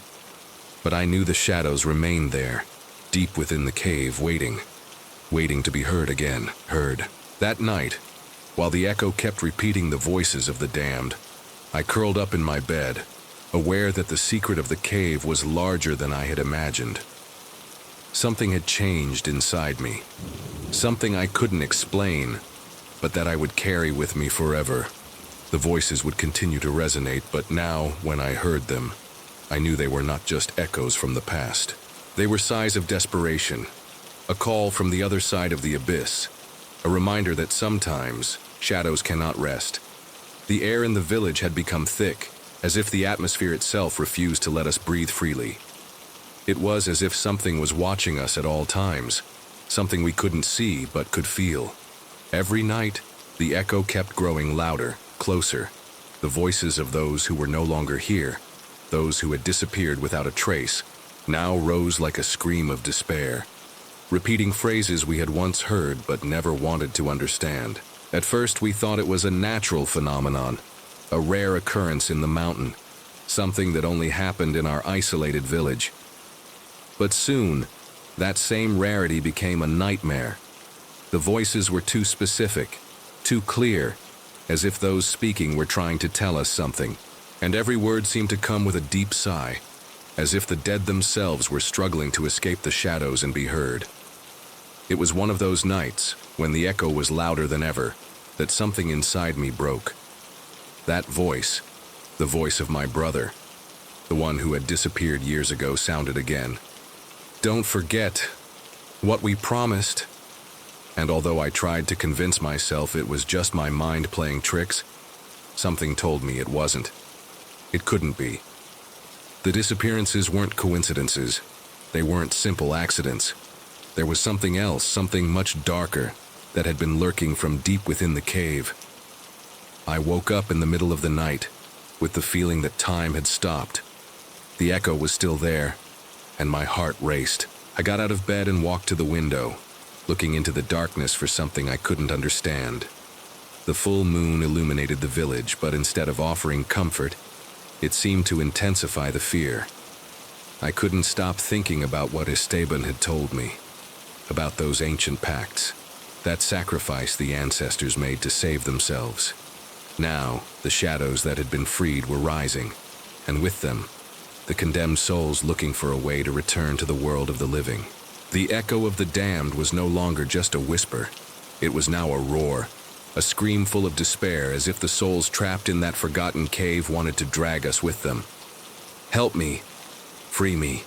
Don't leave me here!" The voices of the lost intertwined with mine, creating a terrifying mix I couldn't ignore. The villagers could no longer sleep. No one dared to go outside when night fell, afraid of facing the unknown. Stories began circulating about strange figures slipping through the shadows, about glowing eyes watching them from the dark. Some said they saw the eyes of the disappeared always there, staring at them, observing every one of their movements. Days passed, and the tension grew. The elders whispered, as if they knew something we, the younger ones, couldn't understand. One day, the elderly Dolores, who had always been quiet and reserved, took my arm and said in a trembling voice, "Those souls don't rest, my child. They're looking for someone, and if we don't do something soon, they'll take what belongs to them. They'll take us." That was the last warning I received before things grew even more terrifying. The following night, as the echo began to resonate, something changed. The voices seemed to come from everywhere, as if the shadows themselves were trying to wrap around us. The wind suddenly picked up, bringing with it a chilling whisper that froze my veins. Something in the air had changed, and the sense of desperation became palpable. I clearly remember what happened next. It was near midnight when the entire village fell silent. The voices were no longer just murmurs, they were screams. Screams of the damned, of those who could no longer bear the darkness in which they were trapped. And then, something even stranger happened. The lights in the houses began to flicker, as if the electricity itself was fighting against something invisible. In that moment, I understood that what we were living through wasn't just an echo. It was a call. A desperate call from the souls trapped in the cave.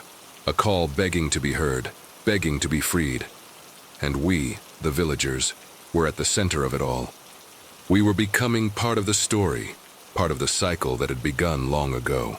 "They're looking for a way to return," Esteban whispered to me that same night. "They did it once, and now they're trying to do it again.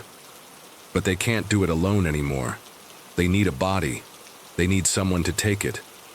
And if we don't do something, they'll take us all."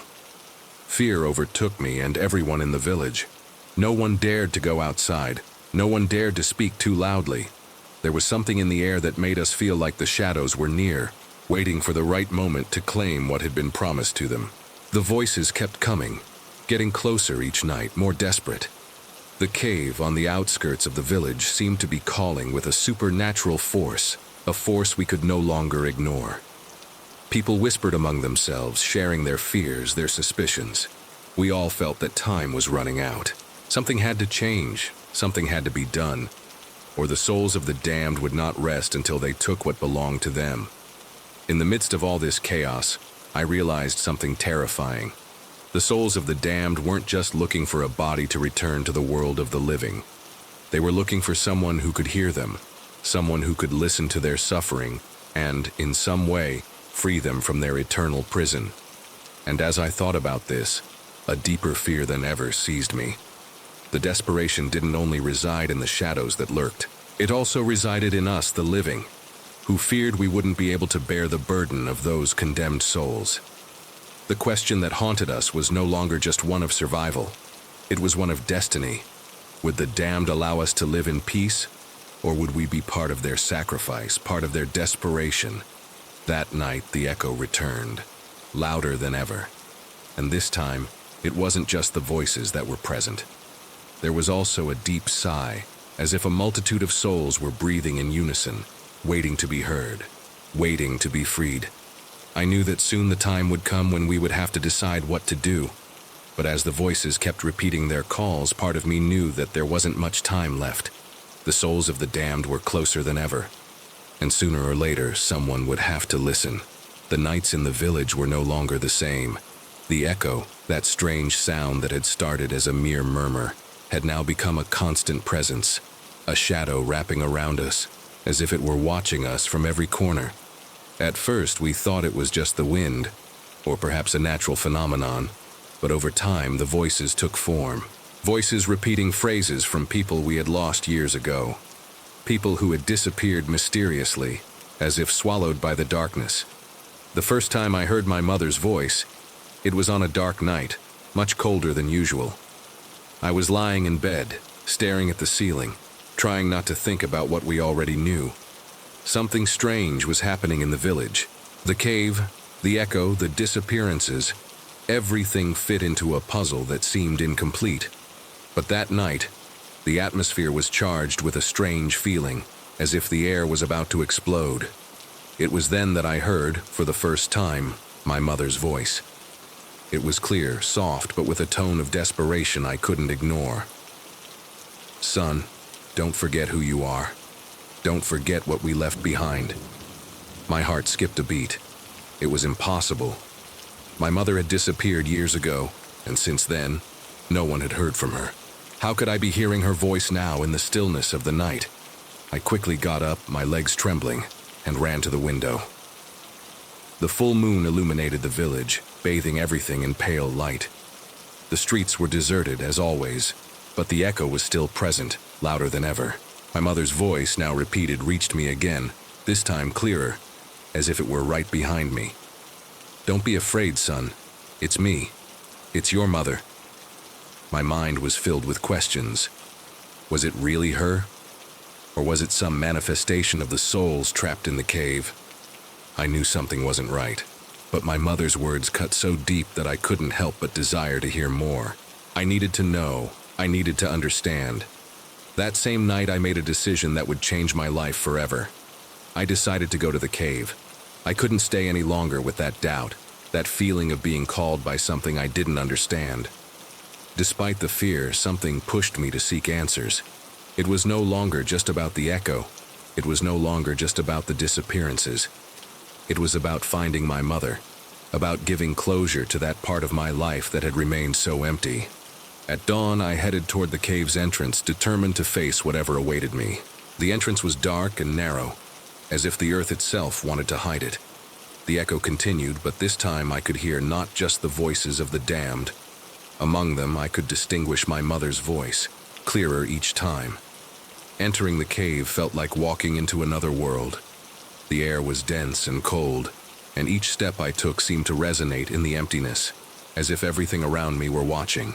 The cave was alive with whispers, but my mother's voice stood out like a familiar melody that trapped me, that called me closer. "Son, come to me. Come home." The closer I got, the nearer I felt her voice. It was as if the cave had become a conduit, a bridge between the world of the living and the world of the dead. I couldn't understand how, but something told me to keep going. However, the closer I got, the heavier the air became, as if it were being absorbed by the darkness itself. My breathing grew more difficult, and the echo of the condemned voices became more frantic, as if they knew I was there, searching for something I couldn't comprehend. Finally, I reached a deep chamber, hidden at the heart of the cave. The echo stopped.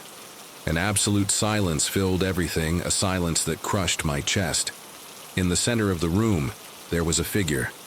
I couldn't see her clearly, but I could feel her. It was my mother, or at least something that took her form. Her voice resounded again, this time in my mind. "Son, I'm sorry.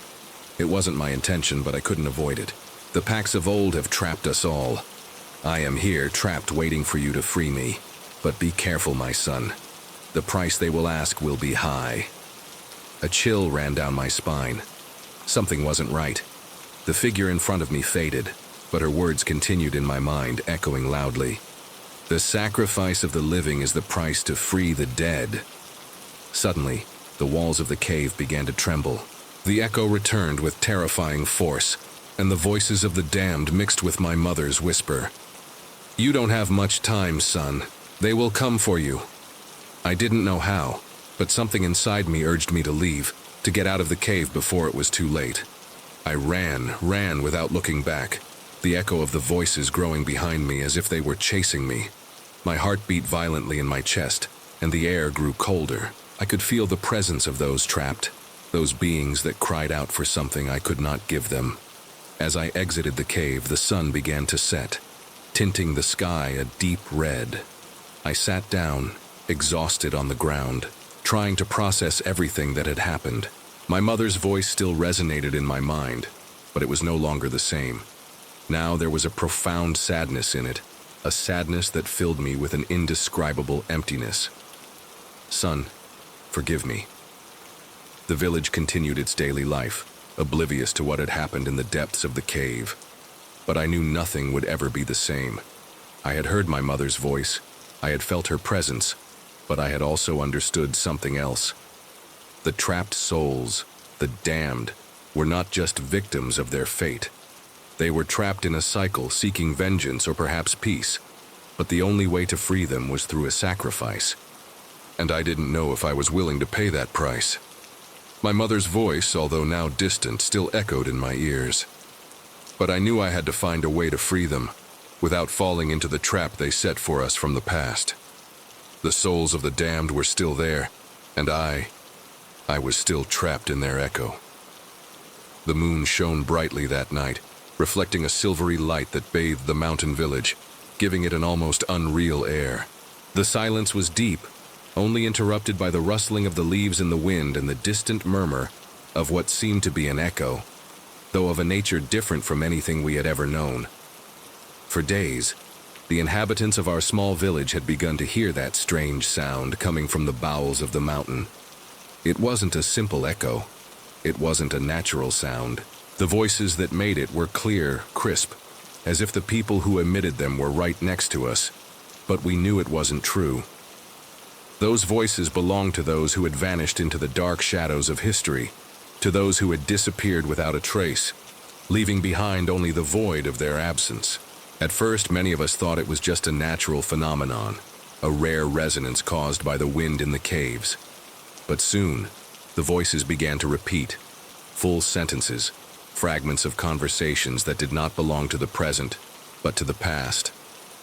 Don't leave me. Help me, Mother. Where are you? These were just some of the words that resonated in the cold nights. No one could ignore them. Even the most skeptical felt the presence of something supernatural. My curiosity was piqued, as were many others. I decided to investigate, to feel with my own senses the source of those echoes. Over the days, the conversations became more intense, the echoes grew louder. And one night, when the unease had already taken over everyone, I headed to the cave, the epicenter of all that strange activity. It was a forgotten place, hidden among the thick trees. No one dared to approach, not out of superstition, but because of the certainty that something strange dwelled within. The entrance was dark, as if the earth itself had tried to swallow it, covering it with moss and stones. At first I hesitated to enter. The pressure of the air was dense, and an indescribable cold emanated from within, as if something were waiting for me there. However, the call was so strong that I couldn't resist. With a lantern in hand, I ventured inside. Each step I took was followed by the sound of my own feet on the rocks. But when the echo began to replicate my movement, I felt the weight of something much larger than me in the air. The lantern's light flickered, and then I saw it, or rather, I felt it. A vast, shadowy being of an indescribable presence materialized in the shadows. I didn't see it clearly, but I felt it deep within my being. The air thickened even more, and an invisible force pushed me backward. "What are you looking for?" A deep, grave voice resonated, as if it came from the very bowels of the earth. My body froze. I couldn't move, but the words left my lips almost involuntarily. "I'm looking for answers," I said, my voice trembling, though I wasn't sure what I had asked. "Who are you?" The being, a dark figure that seemed both man and shadow, moved slowly toward me. I could feel its presence behind me, like a weight on my back, its cold breath touching my neck. Its voice, low and guttural, vibrated in the walls of the cave. "I am the guardian of the souls," it said. I am the one who watches over the damned who seek to escape. I protect them from those like you who try to free them. A chill ran down my spine. Damned, trapped souls, what does this mean? What are they seeking? The figure whispered something I will never forget, though I didn't fully understand its words. They seemed to come from a very distant place, an ancient tongue, a warning forgotten in the folds of time. The souls have been condemned to wander, to seek bodies to return. They do not rest. The mountain is their prison and the cave their tomb. I am the one who prevents them from crossing to the other side. As the words faded into the gloom, a sense of anguish and desperation filled my chest. The cave was no longer just a refuge for lost echoes. It was a place of torment, a place where the damned souls struggled to escape, to find a body to cling to, a body that would allow them to live again. But what happens if someone gives in? I asked, my voice wavering. What would happen if one of them manages to get out? The being let out a low laugh, almost like a sigh of disappointment. If one of them escapes, your world would change. It would be the beginning of their return. The damned souls would take what they need, and the cycle would begin again. In that moment, something else occurred. I felt as if thousands of invisible eyes were watching me, as if every corner of the cave was filled with presences that didn't belong to this world. Someone, a faint and familiar figure, whispered from the depths of the darkness. "I'm waiting for you." It was a voice I knew well, my mother's voice. Time seemed to stop. My heart skipped a beat.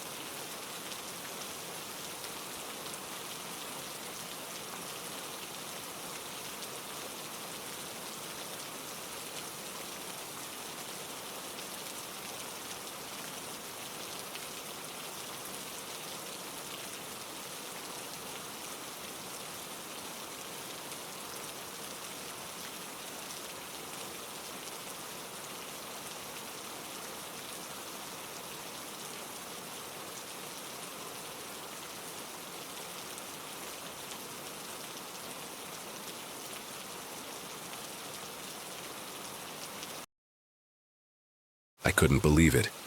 "Mother," I whispered, my soul breaking with emotion. Could it be? Could the voice calling me come from this place? The dark figure, the guardian, drew closer, even more, its face now more defined by the dim light of the lantern. Its gaze was penetrating, and in it I saw an infinite sadness. "You don't understand, do you?" it said, as if reading my thoughts. "Those voices are the ones that never rest. The damned souls do not just seek bodies, they seek to be heard.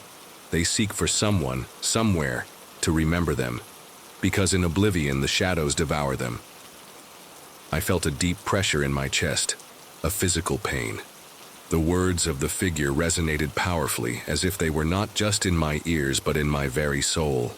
But the most terrifying thing was that my mother who had died years ago, was there, trapped in that place, seeking a way to return, asking to be heard.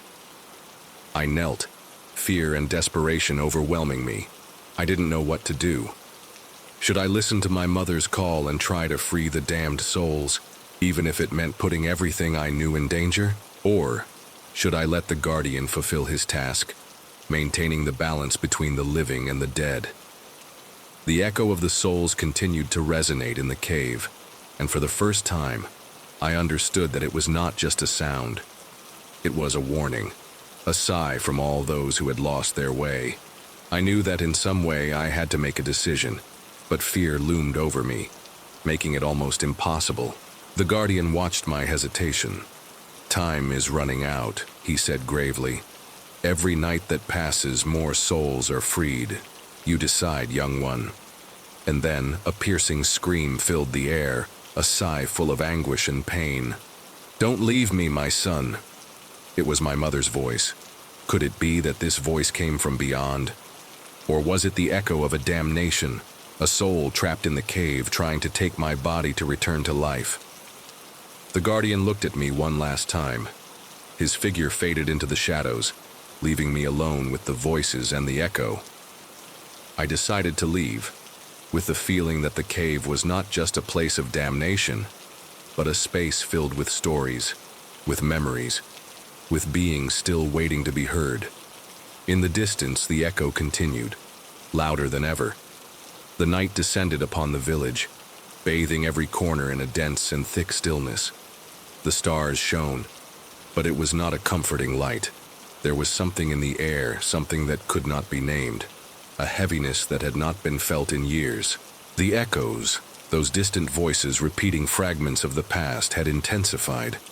With each passing night, the echo grew clearer, closer, as if the souls trapped in the cave were searching for a way to reach the world of the living.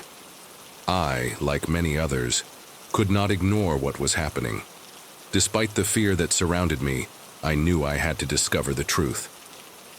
The elders of the village spoke of an ancient pact, an agreement that had been sealed generations ago.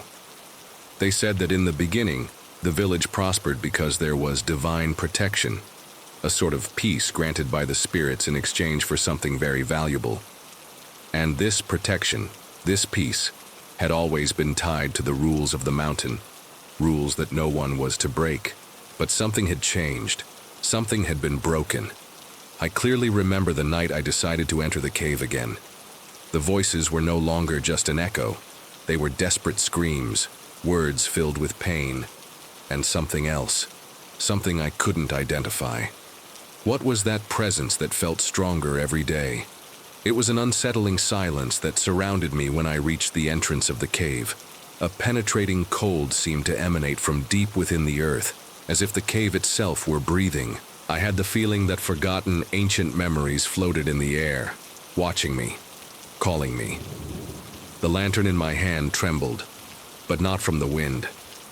Something, or someone, was watching me. I ventured into the darkness, and the echo began immediately. At first, I could only distinguish incoherent words, but then I understood what they were saying. "Break the pact. The curse will fall." Fear ran through me immediately. The pact. What pact? I remembered the stories I had heard since I was a child, the warnings about the unwritten rules of the mountain, the ones that said that if the agreement with the spirits was broken, everything the village had gained over the centuries would disappear. No one had dared to ask more about it. No one had dared to inquire beyond what they were supposed to know. And now the consequences were right in front of me. I continued advancing, my steps echoing on the rocks, and the echoes kept increasing in volume. I felt observed, as if a multitude of invisible presences were stalking me. In the gloom, a shadow rose before me. It was tall, thin, but with a heavy energy that pushed me against the cave wall.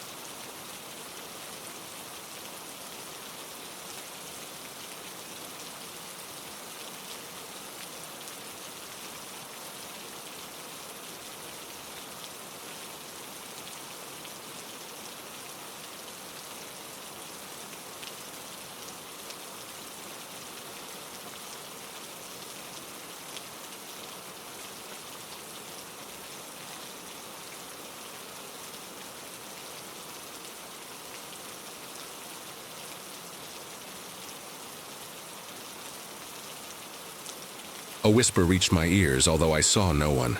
"Why have you come?" The voice was hoarse, as if it crawled on the ground. "Don't you know?" A shiver ran down my spine. I knew I was facing something greater than me, something older and wiser. But what was that something?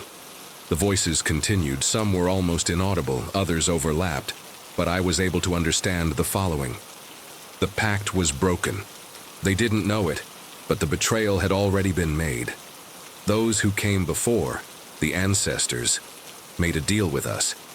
But now, those who remain here have forgotten, and they have sealed their own fate. Suddenly, the cave seemed to open before me, and inside, I saw what I couldn't immediately understand. A being, an ethereal figure, began to take shape. It was like a man, but his face was distorted by a tide of shadows intertwining, creating a face that seemed to reflect all the faces of the lost souls. In his eyes burned a red light, intense, as if he carried with him all the suffering of the world. "I am the guardian of the broken pacts," it said, and its voice resonated through the cave, filling every corner. "I am the one who gathers what has been lost, the one who punishes those who break the rules. You came for the truth, but the truth has a price."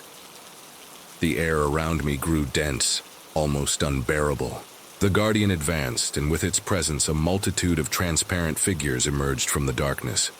They were the damned souls, trapped between this world and the next, seeking to escape, seeking something, someone to give them freedom.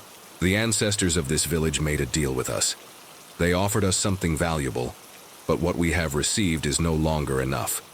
Now the descendants who violated the rules will pay the consequences, the figure continued, its voice growing graver, more ominous. The realization struck me forcefully.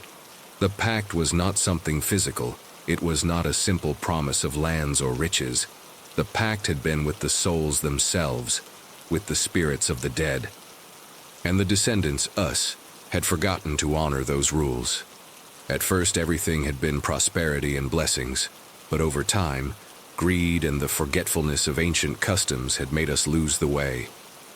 "What do you want?" I managed to ask, my voice breaking from fear. "What we want is for you to pay for what was done," replied the guardian, its figure coming even closer, as if the darkness itself were swallowing it. "They break what ours have guarded for generations, and now they must be devoured." The souls around the cave began to whisper in unison, their voices intertwined, creating a chilling melody. I felt the weight of their desires and fears, their desperation to escape their prison. The voices enveloped me, surrounded me, as if they wanted to drag me with them into their darkness. "But you came here. You sought the truth. You have a chance," said the guardian, its gaze fixed on me. "You can be part of our liberation, or be our last sacrifice." Fear tightened around my throat. What was before me was not just a guardian of souls. It was the last vestige of an ancient force, a being entrusted with maintaining the balance between the dead and the living. The pact was broken, and the consequences were already unfolding. Every night the souls grew stronger, and every night the village moved closer to the edge of the abyss. The guardian raised its hand, pointing toward the exit of the cave. "Choose, young one. The future of this village is in your hands." I ran out, the echo of the souls resonating behind me, the words of the guardian chasing me until I finally escaped the cave. But the warning was clear in my mind. The rules, the ancient rules that had protected us, had been broken, and the consequences of that break were already in motion. The voices still resonate every night, louder, clearer, as if the echo of the damned is waiting for the moment when someone like me, decides to face the price of the truth. The night had fallen over the small mountain village. A heavy, deep silence filled the air, as if the earth itself had stopped breathing. Yet it was not a normal silence. Something was in the air, something that could not be ignored. The voices, the echoes, those echoes that had become more present with each night, clearer, more anguished. At first we thought it was just a natural phenomenon, a strange reverberation from the mountain. But over time, those echoes began to take shape, transforming into words, into phrases that did not belong to our time, phrases that belonged to people who had been lost, to people who disappeared without a trace. "Where are you? Don't leave me. Help me." The voices were growing more desperate, and fear grew in our hearts. The echo of the damned resonated strongly, and we could not ignore it. It was impossible to ignore. Like many others in the village, I couldn't just stand by. I knew I had to find out what was happening.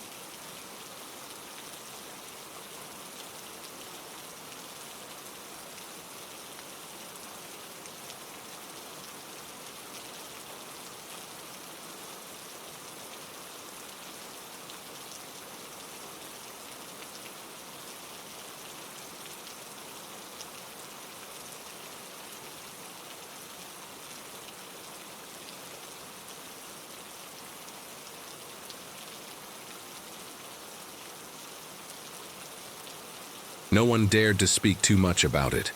Those who did only whispered in the dark, afraid of being overheard. The stories about the forgotten cave were already told in hushed tones, tales that spoke of trapped souls, of spirits condemned to wander for eternity. But no one dared to approach. One night, while walking through the empty streets of the village, something inside me pushed me to investigate further. The echo seemed closer than ever. I could feel the weight of the voices in the air, as if they were invading me, as if they were calling me. I went to the main square where the old clock struck midnight, and there, in one of the corners, I saw some of the villagers gathered, their faces pale, their eyes filled with fear. "Have you heard it?" one of them asked me, an elderly man whose voice trembled. "It's getting louder. It's as if the souls want to speak to us, as if they're asking for something." "Ask us what?" I responded, trying to hide the fear in my voice. "We don't know, but we know it's not just voices. Something is happening, and it's not good." That's when I understood that something bigger than all of us was happening. The disappearances, the echoes, the cave, everything fit into an ancient puzzle, and time to solve it was running out.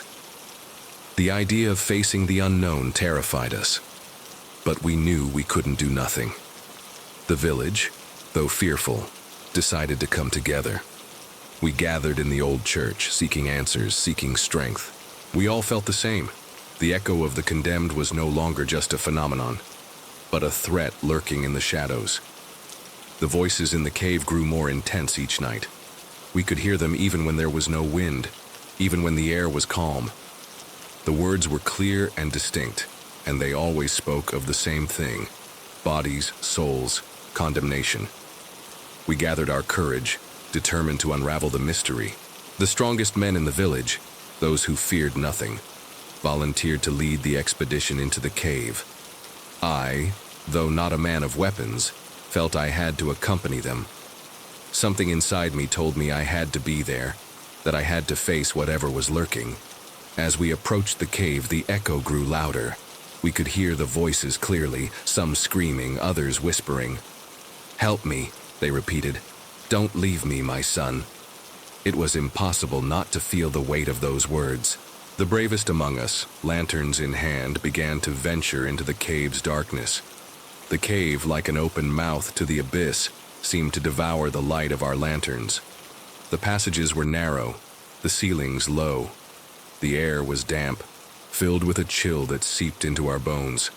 The echoes surrounded us, resounding off the walls, reflecting off the rocks, reaching us like a wave of despair. Fear was palpable, but so was determination. We all knew we couldn't turn back. Suddenly, in the depths of the cave, we began to see something that froze our blood. A figure, a shadow, that seemed to move in the darkness. We couldn't see it clearly, but its presence was unmistakable. It was as if something was watching us, as if the very space was alive. "Who's there?" I shouted, my voice echoing in the empty cave. A low, guttural laugh answered. "Who else but the condemned?" said the figure. And hearing it, I knew we were not alone. Then a red light began to glow in the distance. It wasn't natural light. It was as if it emanated from the very bowels of the earth itself. We approached cautiously, and when we reached the center of the cave, we saw it. An ancient altar covered in inscriptions we didn't recognize, and around it, the souls. They were shadows, ghostly figures floating in the air, trapped between two worlds.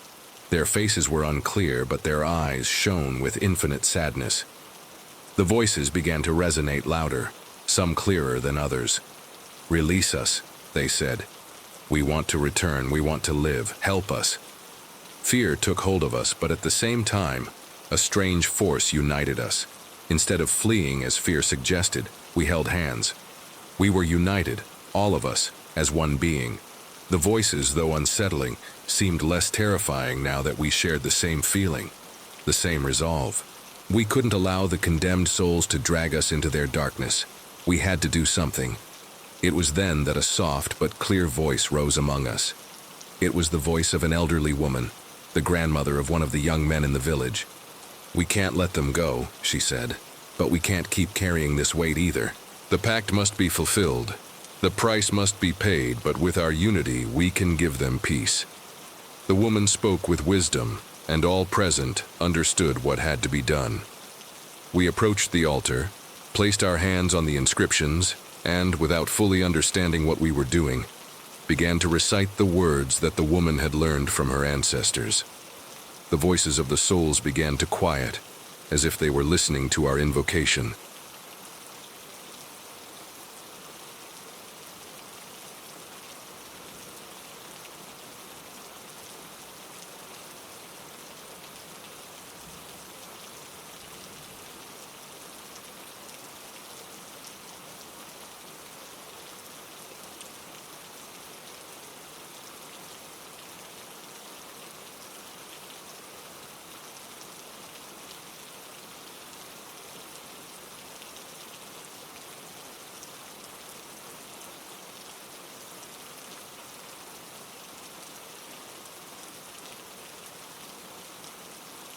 The cave began to tremble. The air grew thicker as if something large was about to happen. And then, the echo of the condemned ceased to be a cry of desperation. It became a whisper, like a gentle breeze. The souls began to fade, slowly, as if the weight that had kept them trapped was finally relieved. When we left the cave, the air was no longer filled with fear. We had faced the unknown, and by doing so, we had come together as a village stronger than ever. The voices no longer pursued us. The mountain seemed to breathe with relief. Peace had returned to the village. And although the voices of the condemned no longer echoed in the air, we, the living, had learned a valuable lesson, that only through unity can we face the shadows that lurk in the darkness. The moon shone brightly above us, and for the first time in a long time, the night was not only dark, but peaceful. The echo of the condemned had been silenced, and the village, united by fear and hope, could finally rest. The first time I heard the echo, I thought I was imagining things. I was at home, like every night, looking out the window at the dark plain that stretched beyond the village. It was a small village, isolated in the mountains, where everything seemed calm, despite the stillness that surrounded it. The wind often whispered through the trees, and the shadows seemed to move with a rhythm that only those of us who had grown up there could understand. But that night, something was different. I heard a whisper, a distant voice so faint that it seemed more like a murmur in the current of the wind. I ignored it at first, but when the voice repeated a phrase clearly, I shuddered. "Where are you, my daughter?" It was heard. The voice, though faint, carried an indescribable desperation. In the following days, the voices continued. The villagers, who initially thought it was just an illusion, began to worry. The voices seemed to emanate from the mountain, more specifically, from a cave that stood on the outskirts of the village. No one in the village dared to approach it. There were ancient stories about this cave, stories told in whispers, and no one dared to verify them. Some said the cave was cursed, that those who approached it never returned, and others spoke of the lost souls that inhabited it, trapped in a limbo between life and death. One night, after hearing more voices, I decided I had to find out more. Curiosity devoured me. As I walked toward the square, I saw a group of elders gathered by the fountain. The murmurs stopped when I approached, and one of them, an elderly man with a wrinkled face and tired eyes, looked at me with a serious expression. "It's the cave," he said without hesitation. "The souls trapped there are crying out for something that even they don't understand. Many have disappeared trying to free them, but they have failed." "What are they asking for?" I asked, my voice trembling. "They return with the same phrase night after night. They're trapped in a cycle that even time can't break. They need something. They need a body to return to the world of the living," he replied, his voice barely a whisper. Those words left me cold. A body. What did that mean? The souls needed something to return to the world of the living. Could it be that the echo we were hearing wasn't just an echo, but a desperate cry from beings trapped, anxious to return? Time passed, and unease took hold of everyone. The voices, like distant echoes, began to become clearer, more intense. People could no longer sleep well at night. Everyone felt a strange sense of being watched, as if the shadows themselves were lurking. That cave, once just a forgotten place, now seemed to be the epicenter of a strange and dark energy. One afternoon, after several nights of sleeplessness, I decided it was time to do something. I headed to the house of the elderly woman whom everyone said knew about the ancient rituals, the ones that spoke of releasing trapped souls. When I arrived at her house, the door was slightly ajar, and a dim light was coming from within. I entered quietly and found her sitting by a fireplace, an old book in her hands. "I knew you'd come," she said, looking up. "I've been waiting for you." Her gaze was wise, but also sad, as if she had seen more than any human should ever see. "How can I help them?" I asked, my voice tense. "There is a ritual," she began, her voice deep and full of mystery. "A ritual that can free the souls trapped in the cave, but it's dangerous, and you must be prepared to face the consequences." "What consequences?" I asked, my heart racing. "The ritual must be performed at dawn, when the line between worlds is thinnest," she explained, flipping through the pages of the book. "But for it to work, someone must offer themselves as a sacrifice.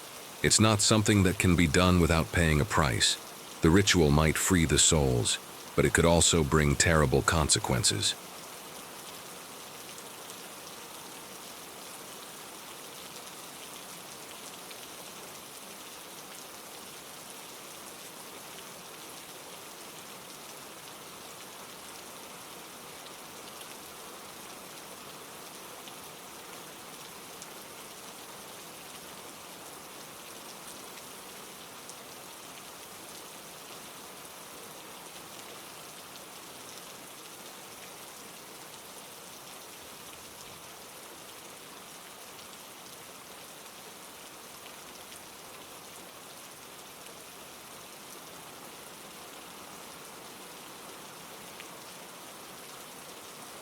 If you don't do it correctly, what you release may not be what you expect. A cold ran through my body as I heard his words. The sacrifice. My mind began to thunder with the idea of what that meant. Was I willing to face such danger? To risk my life for something so uncertain? "Is there another option?" I asked, feeling my voice break. "If you don't do it, they will remain trapped there, looking for bodies, seeking revenge," he replied. "And every night their scream will grow louder." Fear overtook me, but also a strange sense of determination. I knew what I had to do. If the souls needed help, if they were truly trapped in that limbo, it had to be me who tried to free them. The old woman handed me the book and a small amulet that, according to her, would protect me during the ritual. "Remember, it's only at dawn when the light begins to break through the darkness. Don't try to do it before." That night I couldn't sleep. The echo of the souls filled my mind, and the idea of the sacrifice disturbed me deeply. But I knew I had to do it. Dawn was near, and the ritual was our only hope. When the time came, I headed toward the cave. The darkness stretched around me, but the light of dawn began to break the horizon. The echo of the voices grew clearer, more urgent. "Help me," they whispered. "Don't leave me here." With the book in my hands and the amulet hanging around my neck, I entered the cave. The feeling of being watched was overwhelming, as if the shadows themselves were about to devour me. But I couldn't turn back. I recited the words the old woman had taught me, the same words that had freed those who had dared to face the ritual before me. At first, nothing happened. But then, a cold wind began to blow from deep within the cave, and the voices grew louder. The ground trembled and a strange light began to fill the cave. At that moment, something happened. I felt as if a dark presence rose around me, an ancient and powerful energy. The souls, those trapped souls, began to manifest before me, not as shadows but as figures of pale light floating toward me. I could see their faces, filled with pain and suffering. "Help us," they begged me, their voices full of desperation. The light shone brightly and a strong wind tore the amulet from my neck. Suddenly, everything stopped. The cave was completely silent. I looked around, stunned. The souls were no longer there.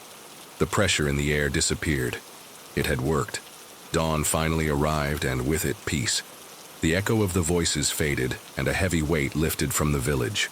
We knew we had done the right thing, but at a cost. The souls had been freed, but something had changed in me. The feeling of the darkness I had sensed in the cave would never completely leave me. However, we knew the sacrifice had been worth it. That morning, as the sun shone over the mountains, the village awoke to a peace it hadn't known in years. The echo of the condemned had been silenced, and the sacrifice had freed those who needed it. But in our hearts, we knew we would always remember what had happened in that cave, that darkness that had been broken by the dawn. The night descended upon the small mountain village. The cool mountain air brought with it an invisible weight, a feeling of unease that lingered in the atmosphere. The echo, that strange and penetrating echo that had started to be heard weeks before, intensified each night. No one in the village could ignore it any longer. At first, we thought it was just a natural phenomenon, a sound produced by the mountains. But soon we realized that something much more disturbing was happening. The voices that resonated were no mere echoes. They were clear, distinct words coming from the depths of the earth, words that seemed to call to us. And the most unsettling thing of all was that those words belonged to people who had mysteriously disappeared years ago, without a trace. Those whose names almost no one remembered, but whose faces still lived in the memory of some of the village's elders. "Help me!" shouted one voice. "Where are you?" cried another. And those words were repeated night after night, as if the echo of the condemned was searching for an answer, seeking to be heard. Anxiety and fear began to take hold of the villagers' hearts. No one could sleep in peace.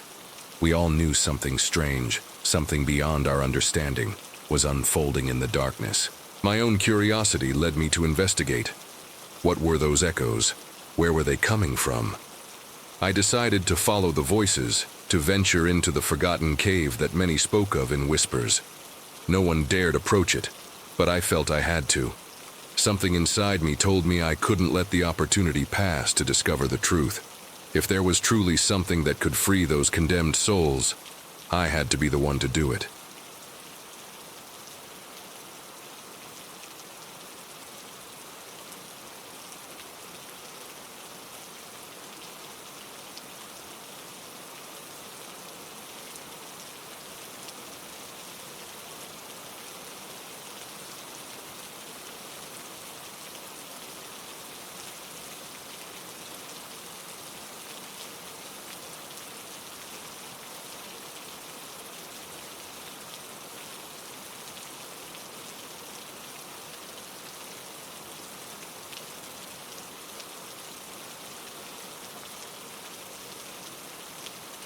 That night, when the echo became more imminent, more urgent, I decided to go. I gathered my courage and entered the darkness, with only a lantern in hand. As I neared the entrance to the cave, I felt a strange cold sensation run down my back. The entrance, hidden among trees and rocks, seemed like an open mouth inviting the darkness to swallow us. At first, the echoes were soft, like whispers. "Don't leave me," repeated one voice.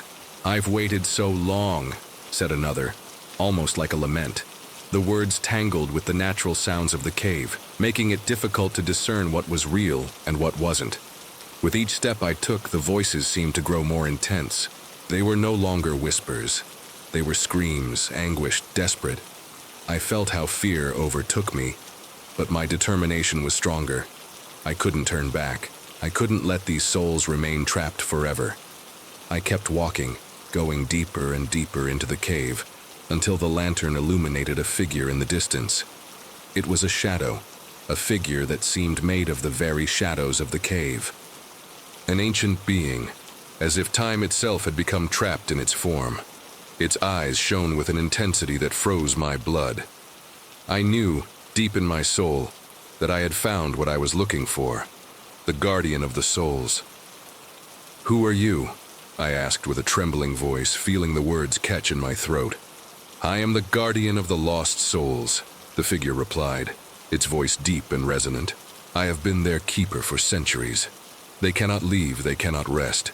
They are trapped between worlds, condemned to wander until someone frees them." My heart raced. "How can I help them?" I asked, almost hopelessly. The guardian observed me, its eyes glowing in the darkness. "There is a price to pay for their freedom," it said. "But it is not an easy price. If you choose to free them, you must be willing to sacrifice something very valuable. A life must be given for another to be reborn." My thoughts began to spin rapidly. The sacrifice, it was a price no one wanted to pay, but how could I let those souls remain trapped forever? I looked at the shadows floating around the cave, the voices of the condemned begging to be heard, asking for their last chance. "What must I do?" I asked, my voice now full of resolve. The guardian approached slowly, its shadow completely enveloping me. "You must perform the dawn ritual. Only then, when the light of day touches the earth, can you free their souls. But remember, a life must be given." I fell silent, processing its words. The sacrifice. Someone had to give their life for the souls to be freed. But who would be the chosen one? Who could be brave enough, willing to give their life for others? Suddenly, I felt the presence of the souls. I could hear them, their soft and melancholic whispers filling the air. "Don't let me go," one voice said. "I don't want to be alone," another begged. The screams of anguish filled my mind. I couldn't let them suffer any longer. I decided it had to be me who made the sacrifice. It was the only thing I could do. I couldn't live with the guilt of abandoning those condemned souls. I looked toward the horizon, knowing that dawn was not far off. The light of day was about to touch the earth, and with it the opportunity to free the souls. The ritual had to be performed with purity and courage. I knelt in the center of the cave, closed my eyes, and with all my being recited the words the guardian had taught me. May the light of dawn return the shadows to oblivion. May the souls find their peace and their rest. The air began to vibrate, as if time itself had stopped. The shadows around me began to dissolve, and the voices, once filled with desperation, began to soften. "Thank you," the souls whispered. "Thank you for freeing us." At that moment, a blinding light filled the cave, and I felt how the souls left their prison. They were free, and though my sacrifice was great, I knew I had done the right thing. The shadows disappeared, and a deep silence took over the cave. I left there, knowing I had fulfilled my duty. The souls, now at peace, would no longer call. The echo of the condemned faded with the light of dawn. Peace returned to the village. The echoes ceased, and the inhabitants were able to sleep peacefully again, knowing that the souls of their loved ones had found their eternal rest. I, for my part, knew I had done the right thing, though the price was so high. The dawn brought with it new hope, and with it the knowledge that even in the darkest moments, there is always an opportunity to redeem ourselves and free those who still suffer. And now, at last, the souls rested, and I, though with a weight in my heart, could finally find peace. The The village where I live is surrounded by mountains, as if nature itself had isolated it from the rest of the world.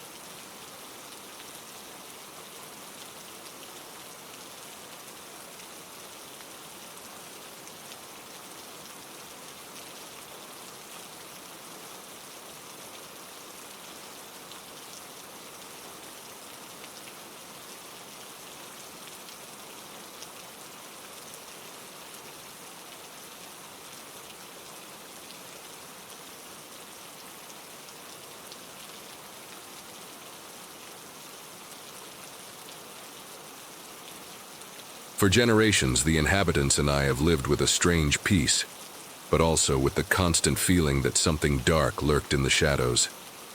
There was something in the air, in the way the trees whispered to the wind, and how the fog lifted every morning, as if the village itself was a place of secrets buried in time. But nothing could have prepared me for what I would discover that night, the night when everything changed. Since the echoes began, there had been something unsettling in the village. At first, we thought it was just a natural phenomenon, a simple play of sounds caused by the wind or rocks falling from the heights. But we soon realized it wasn't that simple. The voices we heard didn't belong to the wind or the trees. They were human voices, voices repeating phrases of people who had disappeared years ago without a trace. One night while I was at home, the echo became particularly loud. It wasn't like the other echoes that were only faintly heard. This time, the voices seemed close, so close that I could clearly distinguish a few words. "Don't leave me here. Why did you abandon me?" My skin tingled and a chill ran through my body. I knew something strange was happening. I decided to investigate. I left my house and headed toward the source of the echo, the cave that had always been viewed with fear and distrust by the villagers.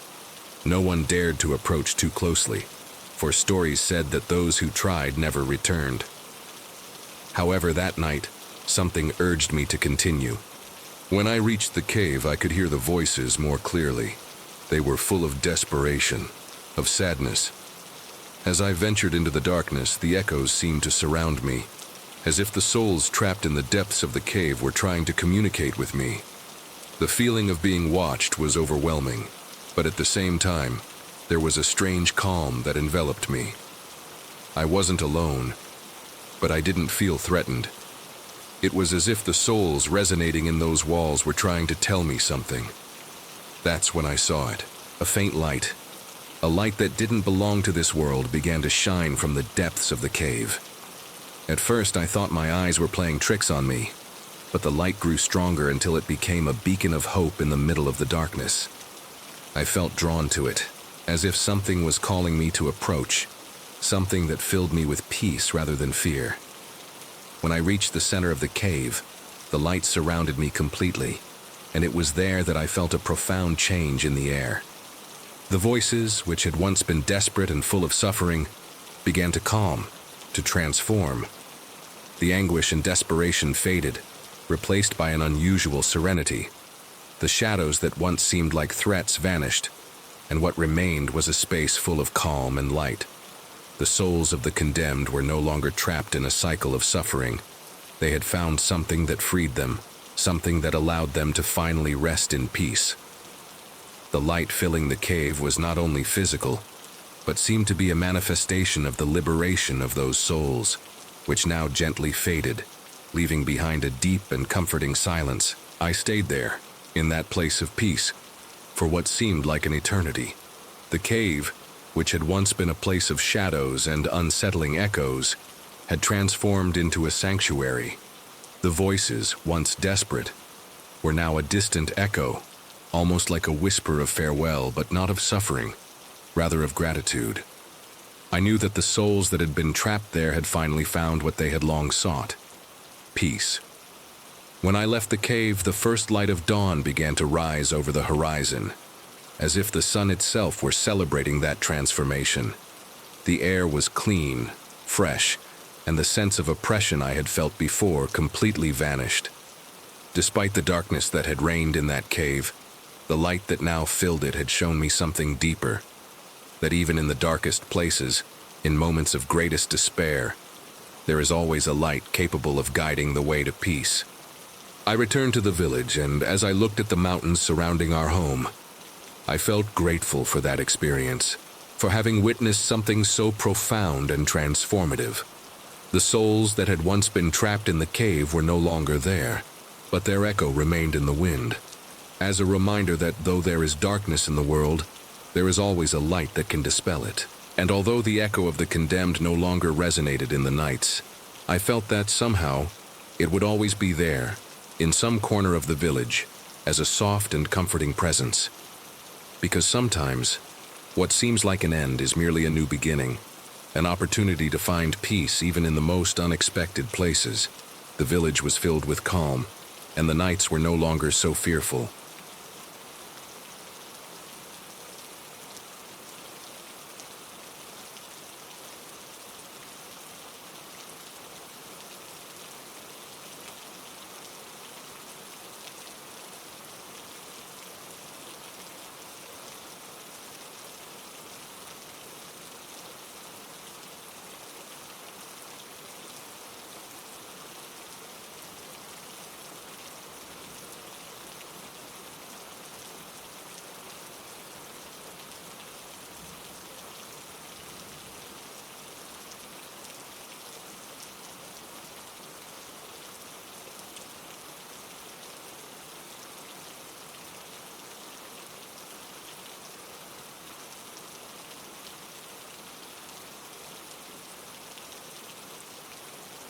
The cave, that ancient place of shadows, had become a symbol of hope, reminding us that there is always something beyond the darkness, something beyond the echo of lost voices.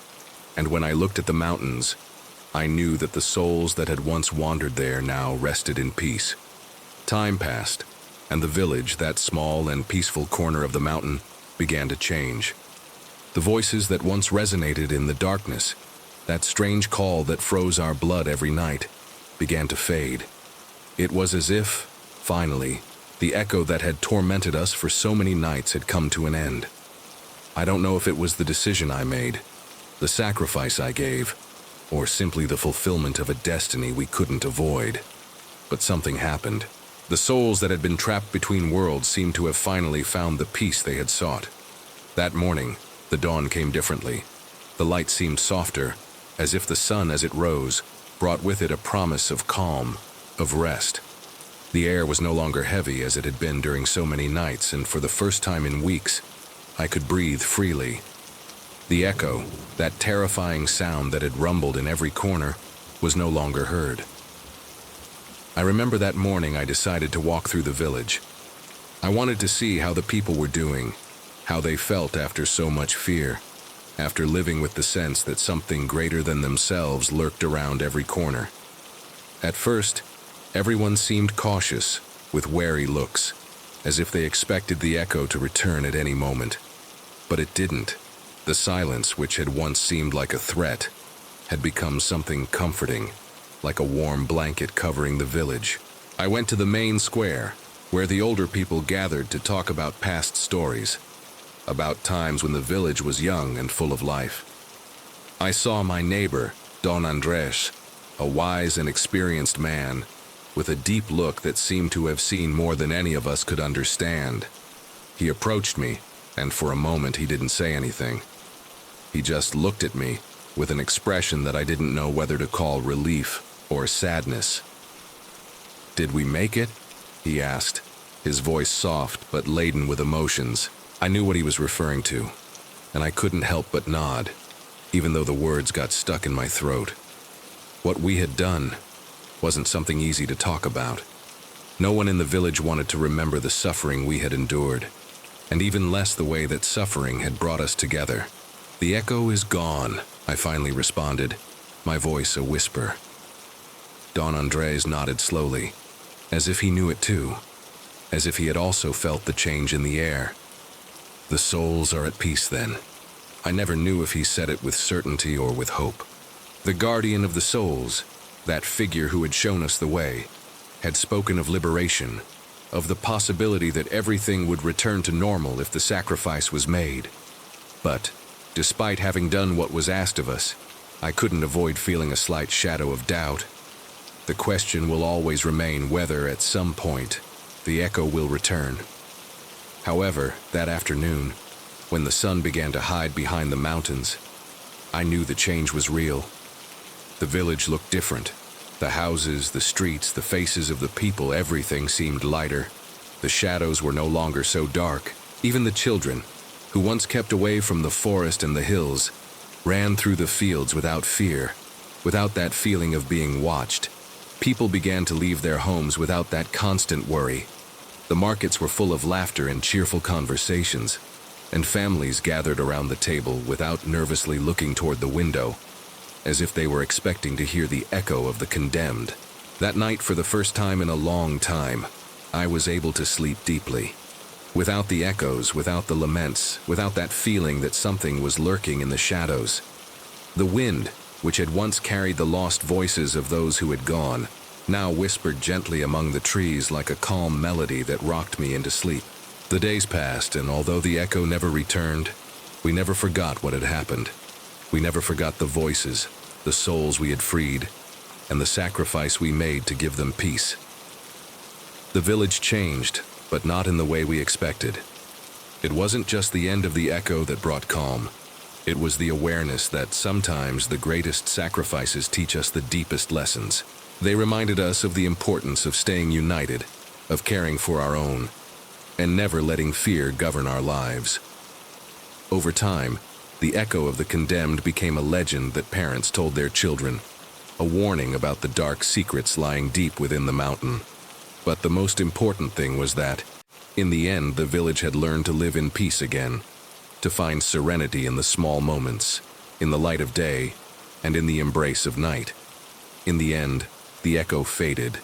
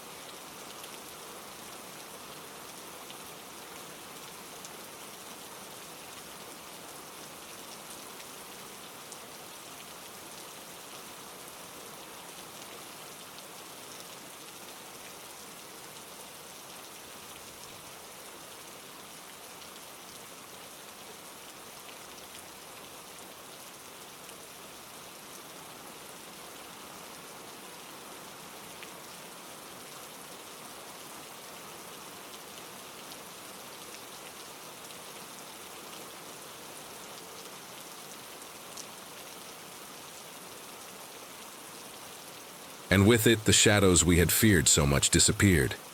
The silence, that same silence that once terrified us, now enveloped us with warmth. The end of the echo was not just the end of a strange phenomenon, but the beginning of a new era for all of us. An era of calm, of hope, and above all, of peace, of all. That is how the echo of the condemned faded away, and with its departure, the village returned to its tranquility. The souls finally rested, and we, the living, learned to live with the serenity that only silence can bring. And when the sun set behind the mountains, we knew that there was nothing left to fear. Peace had returned, and all that remained was the stillness of a village that had finally found its rest. It was a quiet night, almost too quiet. After all that had happened, the air in our village felt heavier than usual. It had been a long road since the echo faded, since the souls trapped in the forgotten cave found their rest. But just like the echo that was gone, something inside me still resonated. a feeling that not everything was completely resolved. Perhaps it was the awareness that, even after everything, the lessons of the past remained present, and somewhere in our history, the mistakes of our ancestors still haunted us. That night, as I walked through the empty streets of the village, I found myself reflecting on what we had discovered during those dark days. The truth had come to light. The echo was not just a noise, not just a simple natural phenomenon. It was the manifestation of an unpaid debt, of an ancient pact made by our own ancestors. Those who had lived here before us, the first inhabitants of this place, had sealed a fate with blood and sacrifices that caught up with us long after. I clearly remember how the elders of the village revealed to us what had happened, how we discovered that the echo of the lost souls came from a place as dark as its history. That cave, which was no longer just a simple mystery, had been the refuge of the condemned souls. Souls that, as they told us, had been sent there not because of their own mistake, but as a result of an ancient pact, sealed by those who thought they could control the uncontrollable. The village ancestors, in their eagerness to gain power and protection, had made a deal with forces beyond their understanding. They promised sacrifices in exchange for well-being, for prosperity. But as happens with all dark pacts, the price was higher than they could have imagined. Those sacrifices were not limited to the blood spilled on forgotten altars, but also condemned future generations to a life of fear, marked by the suffering of the trapped souls. As we delved deeper into the history of our ancestors, we began to understand that what had happened was not just a series of unfortunate events, but a chain of wrong decisions that had dragged all of us into this. The condemned souls that now called from the depths of the cave did not seek revenge. They sought release, because they knew their lives had been taken unjustly, that the sacrifice they had made was not what had been promised to them. When I came across those stories of sacrifices and pacts sealed in the darkness, I couldn't help but feel a weight in my heart. My own ancestors were part of this story, and now I, their descendant, had to face the consequences of their decisions. We had freed those souls, but at what cost? Had we really learned the lesson? Or had we simply avoided the story from repeating itself? I often found myself wondering if our own decisions, those of the present generations, would also affect those who come after us. The ancestors made a mistake that extended beyond their time, and the echo of that mistake resonated in the present. But could we avoid allowing our own mistakes to extend into the future? As I walked through the village, I remembered the words of Don Andres, the wise man of the village, who had spoken to me about the lessons of the past. "Never forget," he had said, "that our decisions are like stones thrown into the water. They don't just create ripples in the moment, but they continue expanding long after we've stopped seeing them." Those words now lingered in my mind, more than ever. I felt that we had not only freed the souls, but also broken a curse that weighed on all of us. A curse that was not just about ghosts and ancient pacts, but about how our actions can endure beyond us, affecting those who haven't even been born yet. The silence of the village was comforting, but at the same time I felt uneasy. As I looked up, I saw how the stars shone in the sky, a sky that now seemed cleaner, clearer. Those stars had always been there, but now they seemed different, as if, after all, something had been restored in the balance of life. The shadows that had stretched for so long, that had covered our souls, were finally beginning to fade.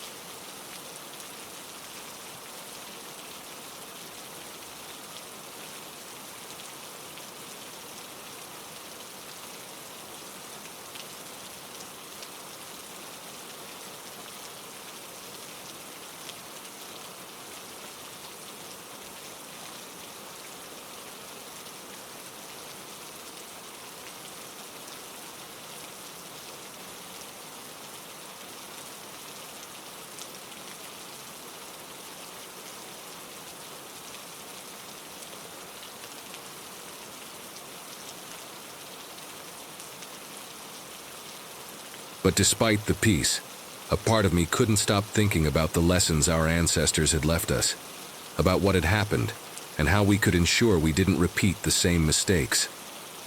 The story of the condemned, of the trapped souls, was not just a story of horror, but a warning. And as always with warnings, we often don't heed them until it's too late.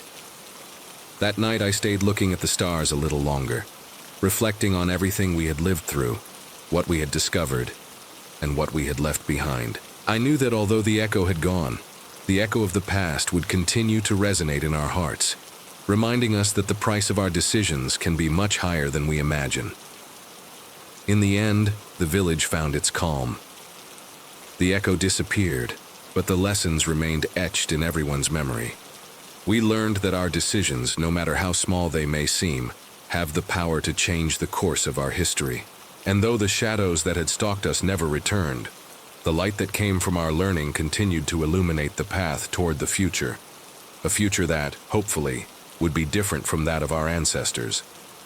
A future in which the lessons of the past would not be forgotten, but would guide us toward a wiser, more conscious, and finally, more peaceful life. As I looked at the horizon at the end of that night, I knew that the lessons of the past would not go away, that we would remember them forever. Because, as Don Andres once told me, only when we understand our mistakes can we stop repeating them and begin to live in a truer way. I remember that night as if it were yesterday.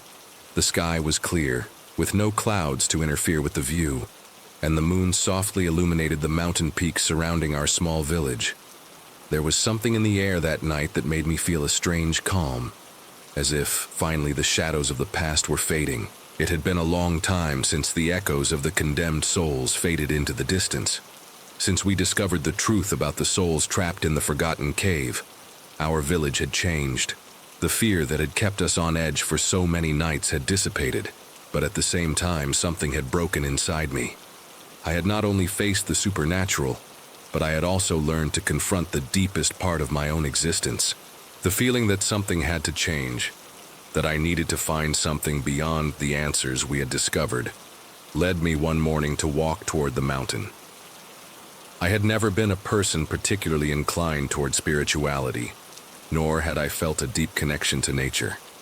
But something inside me was pushing me to go, to find the peace that had eluded me for so long. Perhaps it was the feeling that by freeing those condemned souls, I had also freed a part of myself that was trapped in fear and guilt. I needed to understand what freeing truly meant, and that could only be found in the embrace of nature. At first, I didn't know what to look for. I only knew that something was calling me, something that was beyond the rational answers I had searched for in books and in the stories of the village. As I ventured deeper into the path that led to the summit, the sound of my steps blended with the crunching of dry leaves beneath my feet. The wind whispering through the trees was a soft sound, almost melodic, like a song that had been waiting to be heard. The air, fresh and pure, felt like a caress on my skin. The mountain had always been there, watchful, firm. It was like a silent presence that observed everything that happened in the village, indifferent to our worries, our joys, and our sorrows. At some point while walking, I realized that the mountain was not just a physical place, but a metaphor. It was the refuge of everything we don't understand, the place where answers sometimes aren't words, but sensations. Something felt deep within the soul. I climbed for hours without hurry, as time and space seemed to dissolve the deeper I ventured into the mountain. Each step seemed to bring me closer to something greater, something I couldn't define clearly, but knew I needed. When I reached a clearing at the summit, where the wind blew fiercely and the moon was at its highest, I stopped. I sat on a rock, gazing at the stars, feeling the cold air on my face. It was then that something changed. It wasn't something I could see, but something I could feel. The echo of the condemned souls, the whispers of the voices of the past, were no longer there. The silence of the mountain, deep and absolute, enveloped me. It wasn't an empty silence, but one full of life, full of meaning, as if the mountain itself was embracing me, whispering that everything was okay, that the scars of the past could heal if one allowed peace. Gradually, a sense of calm began to fill my being. It wasn't a superficial calm, but something deeper, something that came from an understanding that didn't need to be verbalized.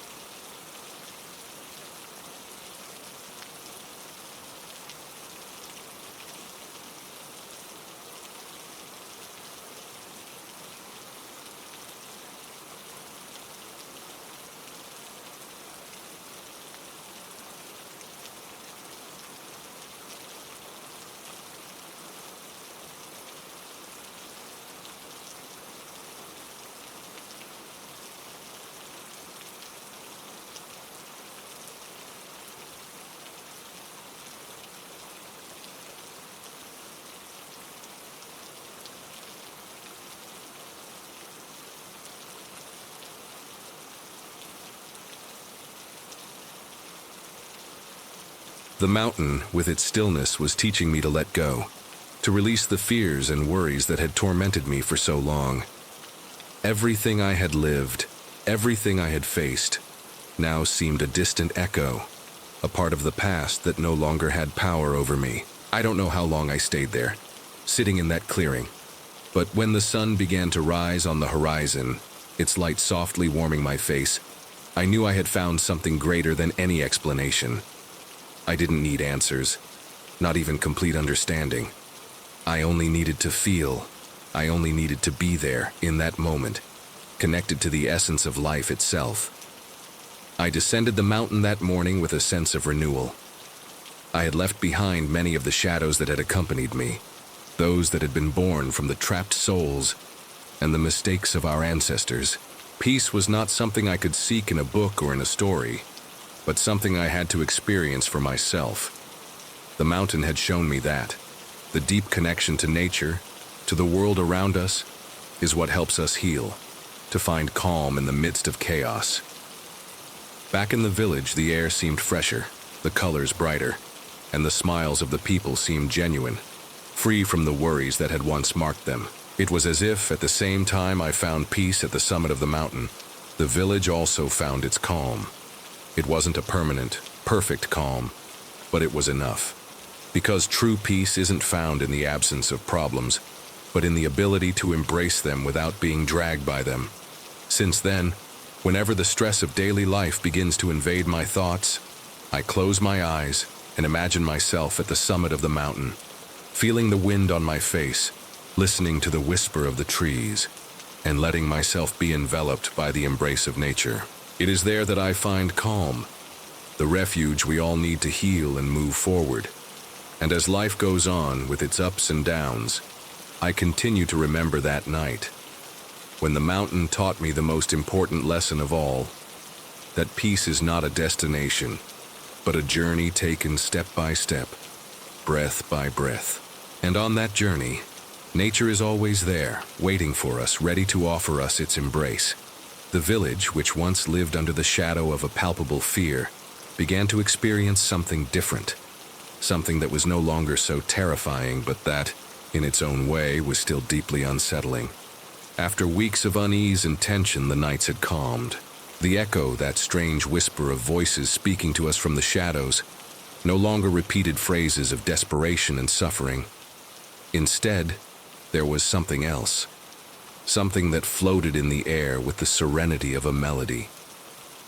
That night, like so many others since the echo began to transform, I found myself once again on the outskirts of the village, on the hill that overlooked the entire village. The wind blew gently between the trees, and in that strange calm, something seemed to pulse. I could feel it in the air, something light, almost musical, as if the stars themselves were singing silently. I stood still, listening attentively. It wasn't a loud sound, nor clear enough to identify it immediately, but there was something unmistakable in the softness of its tone. At first, I thought it might be the wind playing with the dry leaves of the trees, But as I closed my eyes and concentrated, I realized that the sound was different. It was a melody, something almost ethereal, as if the voices that had once been lost in the caves and in the echoes of despair were now trying to speak again, but in a completely different way. They were no longer screams or lamentations, but something warmer, softer. "It's the echo, but not like before," I murmured to myself, as if trying to understand it out loud would help me process it. The melody and the wind continued to float, enveloping everything in its path, like a distant song that brought with it peace. It had been so long since the souls trapped in the cave had spoken to us, and since we discovered that their suffering didn't only come from an ancient curse, but also from their desire to be freed, to find rest. In their eagerness to return to the world of the living, they had screamed, demanded revenge, and cried out for bodies they could use to walk among us again. But all of that seemed to be behind them. Now what resonated in the air was a soft melody, as if the souls had found what they were looking for: peace. I ventured a little deeper into the forest, guided by that melody that called me without words. Each step seemed to take me closer to the truth, to an understanding that had eluded me until that moment. I could feel that the voices which had once manifested desperately were now calm, almost grateful, as if they could finally release the chains that had kept them trapped for so long. The cave, their forgotten home, was no longer full of screams. Now, its interior was filled with a serene, almost celestial sound.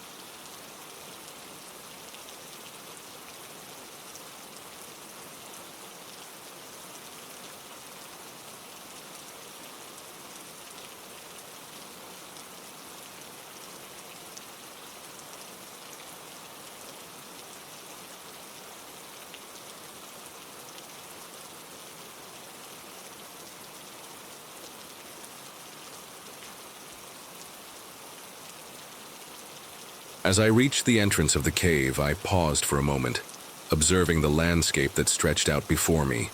The wind calmed for an instant, and the melody became clearer. Now it was no longer just music, but words. Words that came to my mind with a clarity I had never experienced before. The voices were not asking for liberation or revenge. Instead, they whispered a message of farewell. It was as if the souls, in their infinite weight, had finally found understanding, acceptance. "Thank you for freeing us," whispered a voice in my mind, soft and warm, like a caress. It wasn't one of the voices I had heard before. It wasn't a voice of suffering. It was a voice of gratitude, and it wasn't alone. Another voice joined the first, and then more, all singing in harmony so delicate that I almost felt like the whole world had stopped to listen. A song of liberation, a song that allowed them to leave in peace knowing they would not die in vain. There was closure in their words, something that had been missing for so long. I sat on the ground, eyes closed, letting myself be carried away by the echo of the melody. Everything around me seemed to fade, and for a moment, I felt that time no longer existed. I was surrounded by those voices, those liberated souls who no longer needed anything from us. They had found what they were looking for, rest, a peace that had been beyond their reach for centuries. And now, finally, the chains that had kept them bound to this world were breaking. I stayed there for a long while without hurry, listening to every note of the song that filled the air. The serenity of that moment invaded me in a way I had never experienced. The echo was no longer something to fear. It was no longer a memory of the past, but a kind presence.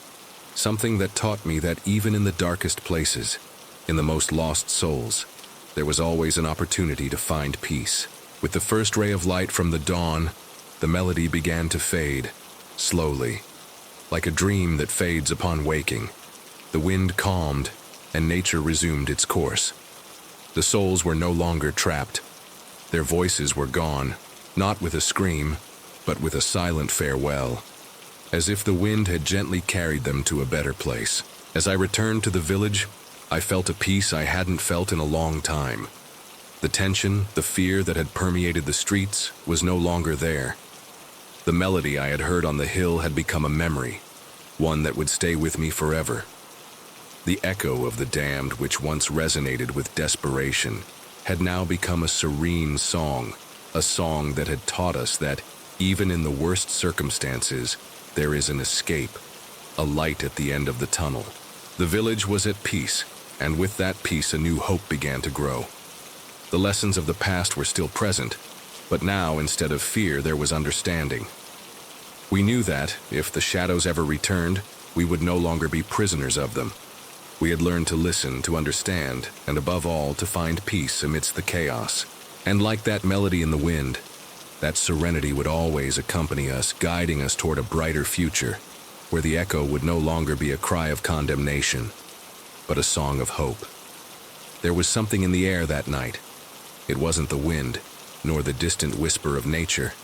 It was a strange calm, as if time itself had decided to take a break.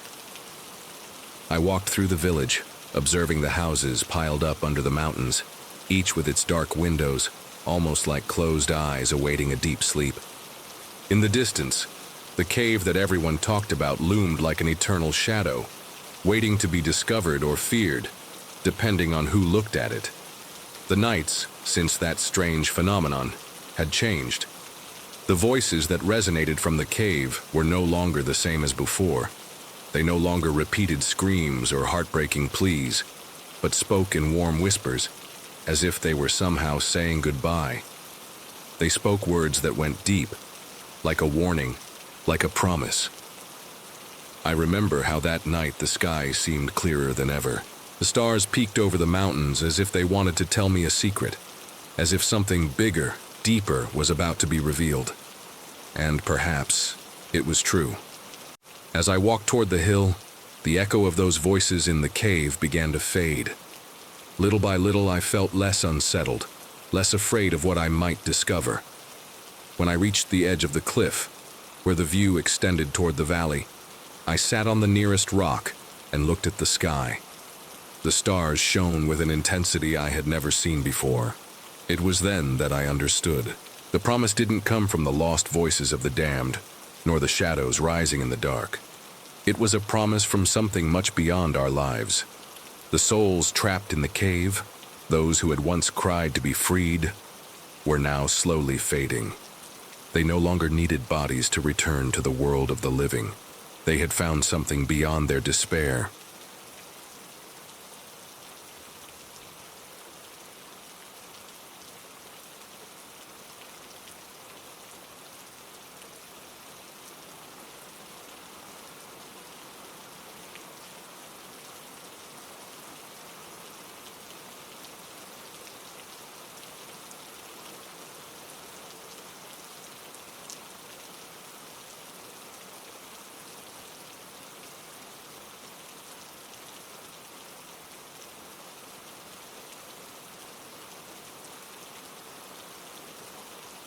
They had found what all souls seek, peace. And that peace, I realized, was not found in the struggle to return, but in accepting that the cycle had ended. I remembered the stories the village elders had told me, stories that spoke of broken pacts, forgotten promises. They always said that the souls of the damned would never find rest, that their fate was sealed in darkness. But that night, something had changed. Something had broken that eternal cycle of suffering and despair. A soft breeze began to blow, and with it the echo of the voices became clearer, but no longer as screams or pleas. Now, the wind carried a melody, a quiet song that rose toward the sky. The stars seemed to shine brighter, as if they were answering that song, as if they knew what was happening. Freedom, the voices whispered in my mind. It's what we always sought. And at last we have found peace. I couldn't stop listening. I knew that what was happening at that very moment was something that would forever change the history of our village. something I would never forget. The souls of the damned who had long been trapped in the cave had finally been freed, not in the sense of returning to the world of the living, but in the sense of finding their own redemption, their eternal rest. I stood up from the rock, feeling that something had loosened inside me. The weight I had carried for so many nights, the fear, the anxiety, seemed to have dissipated. The air, that soft breeze, seemed to envelop me in immense peace, as if the very universe had decided to embrace us all in an act of infinite compassion. I looked once more at the sky. The stars no longer just shone, they danced. And in that dance, in that perfect harmony between heaven and earth, I understood that the future of the village would not be one of suffering, of condemnation, or of lost echoes. Calm had arrived, and with it, a promise. It was the promise that, although the shadows of the past might still lurk, there would always be a moment when peace would finally come. No matter how long the road, no matter how many times we had fallen into despair, because always, sooner or later, the stars would shine to guide us toward the light. The murmurs of the cave had completely faded. The souls that had once been prisoners of darkness no longer asked to be freed. They had found their way, their rest. The promise of the stars was no longer just a distant light in the sky, but a profound and personal truth that enveloped us all, freeing not only the souls but also each of us from the fears we had carried for so long. And as I walked back to the village, I felt no fear. I felt no sadness. I only felt peace. The peace the stars had promised us. And with that peace, I knew that, although the echo of the damned would no longer resonate in our nights, we would always remember that somewhere, in some part of our souls, we had witnessed a profound transformation. A transformation that had left us with a simple but eternal lesson. True freedom is not found in escaping what we fear, but in accepting who we are and finding peace in it. And that peace had finally come to the village, like a melody in the wind, guiding us toward a future free of condemnation, toward a future of hope and serenity. I myself had been one of the skeptics, walking through the nights with an unsettling curiosity, trying to understand the origin of those echoes. People spoke in whispers, avoided the cave, but it didn't seem that terrifying to me. Not until one night when I decided to get closer, some strange impulse pushed me toward it.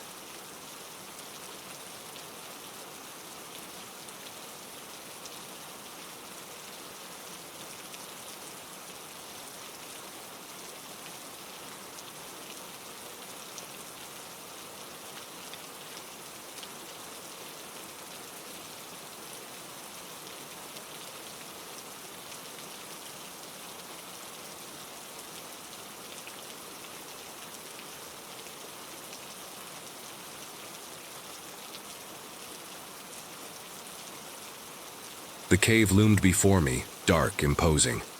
I couldn't help but stop at the entrance, feeling how the air around me grew denser, as if something was pressing, waiting. It was then that I heard the echo, a soft but chilling melody rising from within. It was no ordinary echo. They were words, voices speaking of memories, of unkept promises, of lives not lived. Words I had heard before but never imagined could come from those dead mouths. "Forgiveness," whispered a voice, clear as glass. "I've been waiting for you," said another with a tone of hope. I felt a chill run down my spine, but something pushed me to move forward, to enter that cave that felt as alive as the earth that covered it. As I advanced, the voices grew clearer, and I could distinguish faces among the shadows. It was them, the trapped souls, the condemned, those who had disappeared years ago, their bodies forgotten, but their spirits still tormented. They had spent years searching for something, searching for closure, the rest they never found in life. The cave was their prison, but also their refuge, a place where their memories could not be erased, where their suffering still held them captive. I sat in the very heart of the cave, and for the first time I heard silence, a deep silence, but a comforting one. "We've waited long enough," whispered a voice in my ear. But it wasn't an echo of suffering, it was a voice of acceptance. "We're ready now." It was then that I understood. The souls no longer sought a body. They didn't want to return to the world of the living. Not anymore. They had reached the end of their journey, and what they needed, what they wanted, was rest. An eternal rest, a peace that transcended the borders between the world of the living and the dead. I looked around, and although the air still felt heavy, I no longer felt trapped. The voices, now instead of whispering, began to sing a soft, peaceful melody, like a river flowing without haste. It was a song that spoke of farewells, of forgiveness, and of acceptance. Those souls, who had been condemned to a life of suffering, had finally found what they had been searching for: peace. I stood slowly and walked toward the entrance of the cave, not looking back. The air no longer felt tense or strange. It was as if the earth itself had exhaled, letting go of all the weight of the lost souls. There was no resentment in their voices, no pain. There was only serenity. When I arrived at the village, the calm I had experienced in the cave spread like a blanket. It wasn't just the cave that had changed, it was the whole village. The echo, which once terrified everyone, was no longer heard. The voices had stopped resonating in the mountains, and in their place a peace had arrived that felt tangible, real. The stars in the sky, which had once been only distant points of light, now shone with a softness I had never noticed before. The houses of the village, still under the moonlight, breathed tranquilly. The village was at peace, and so were the souls of the condemned, those who had finally found their eternal rest. I remember how that night, as I walked back to my house, I felt for the first time in a long time a weight lift from my shoulders. Life, with all its ups and downs, seemed to have found its balance. Everything had come to an end, but not in a tragic way. It was an end full of serenity, an end that brought with it the promise that both the living and the dead could finally rest. The next day, no one spoke of the voices from the cave. No one felt fear in approaching the entrance. Instead, we all knew somehow that the souls who had inhabited that place no longer needed our fear or our compassion. They had found their closure. They had found the peace they had sought. And with that, the village had also found its peace. Life went on, as it always does. But from time to time, on quiet nights, when the wind gently brushes the mountains, you can still hear a melody, very distant, very subtle. A melody that reminds us that although the echoes of the condemned no longer resonate, the peace they brought with them still floats in the air. A peace that arrived finally at the end of their long journey. And so, in that small mountain village, eternal rest became a reality, not only for the dead, but also for the living. A rest that reminds us that at some point we all find our closure, our peace. A peace that in the end belongs to us all.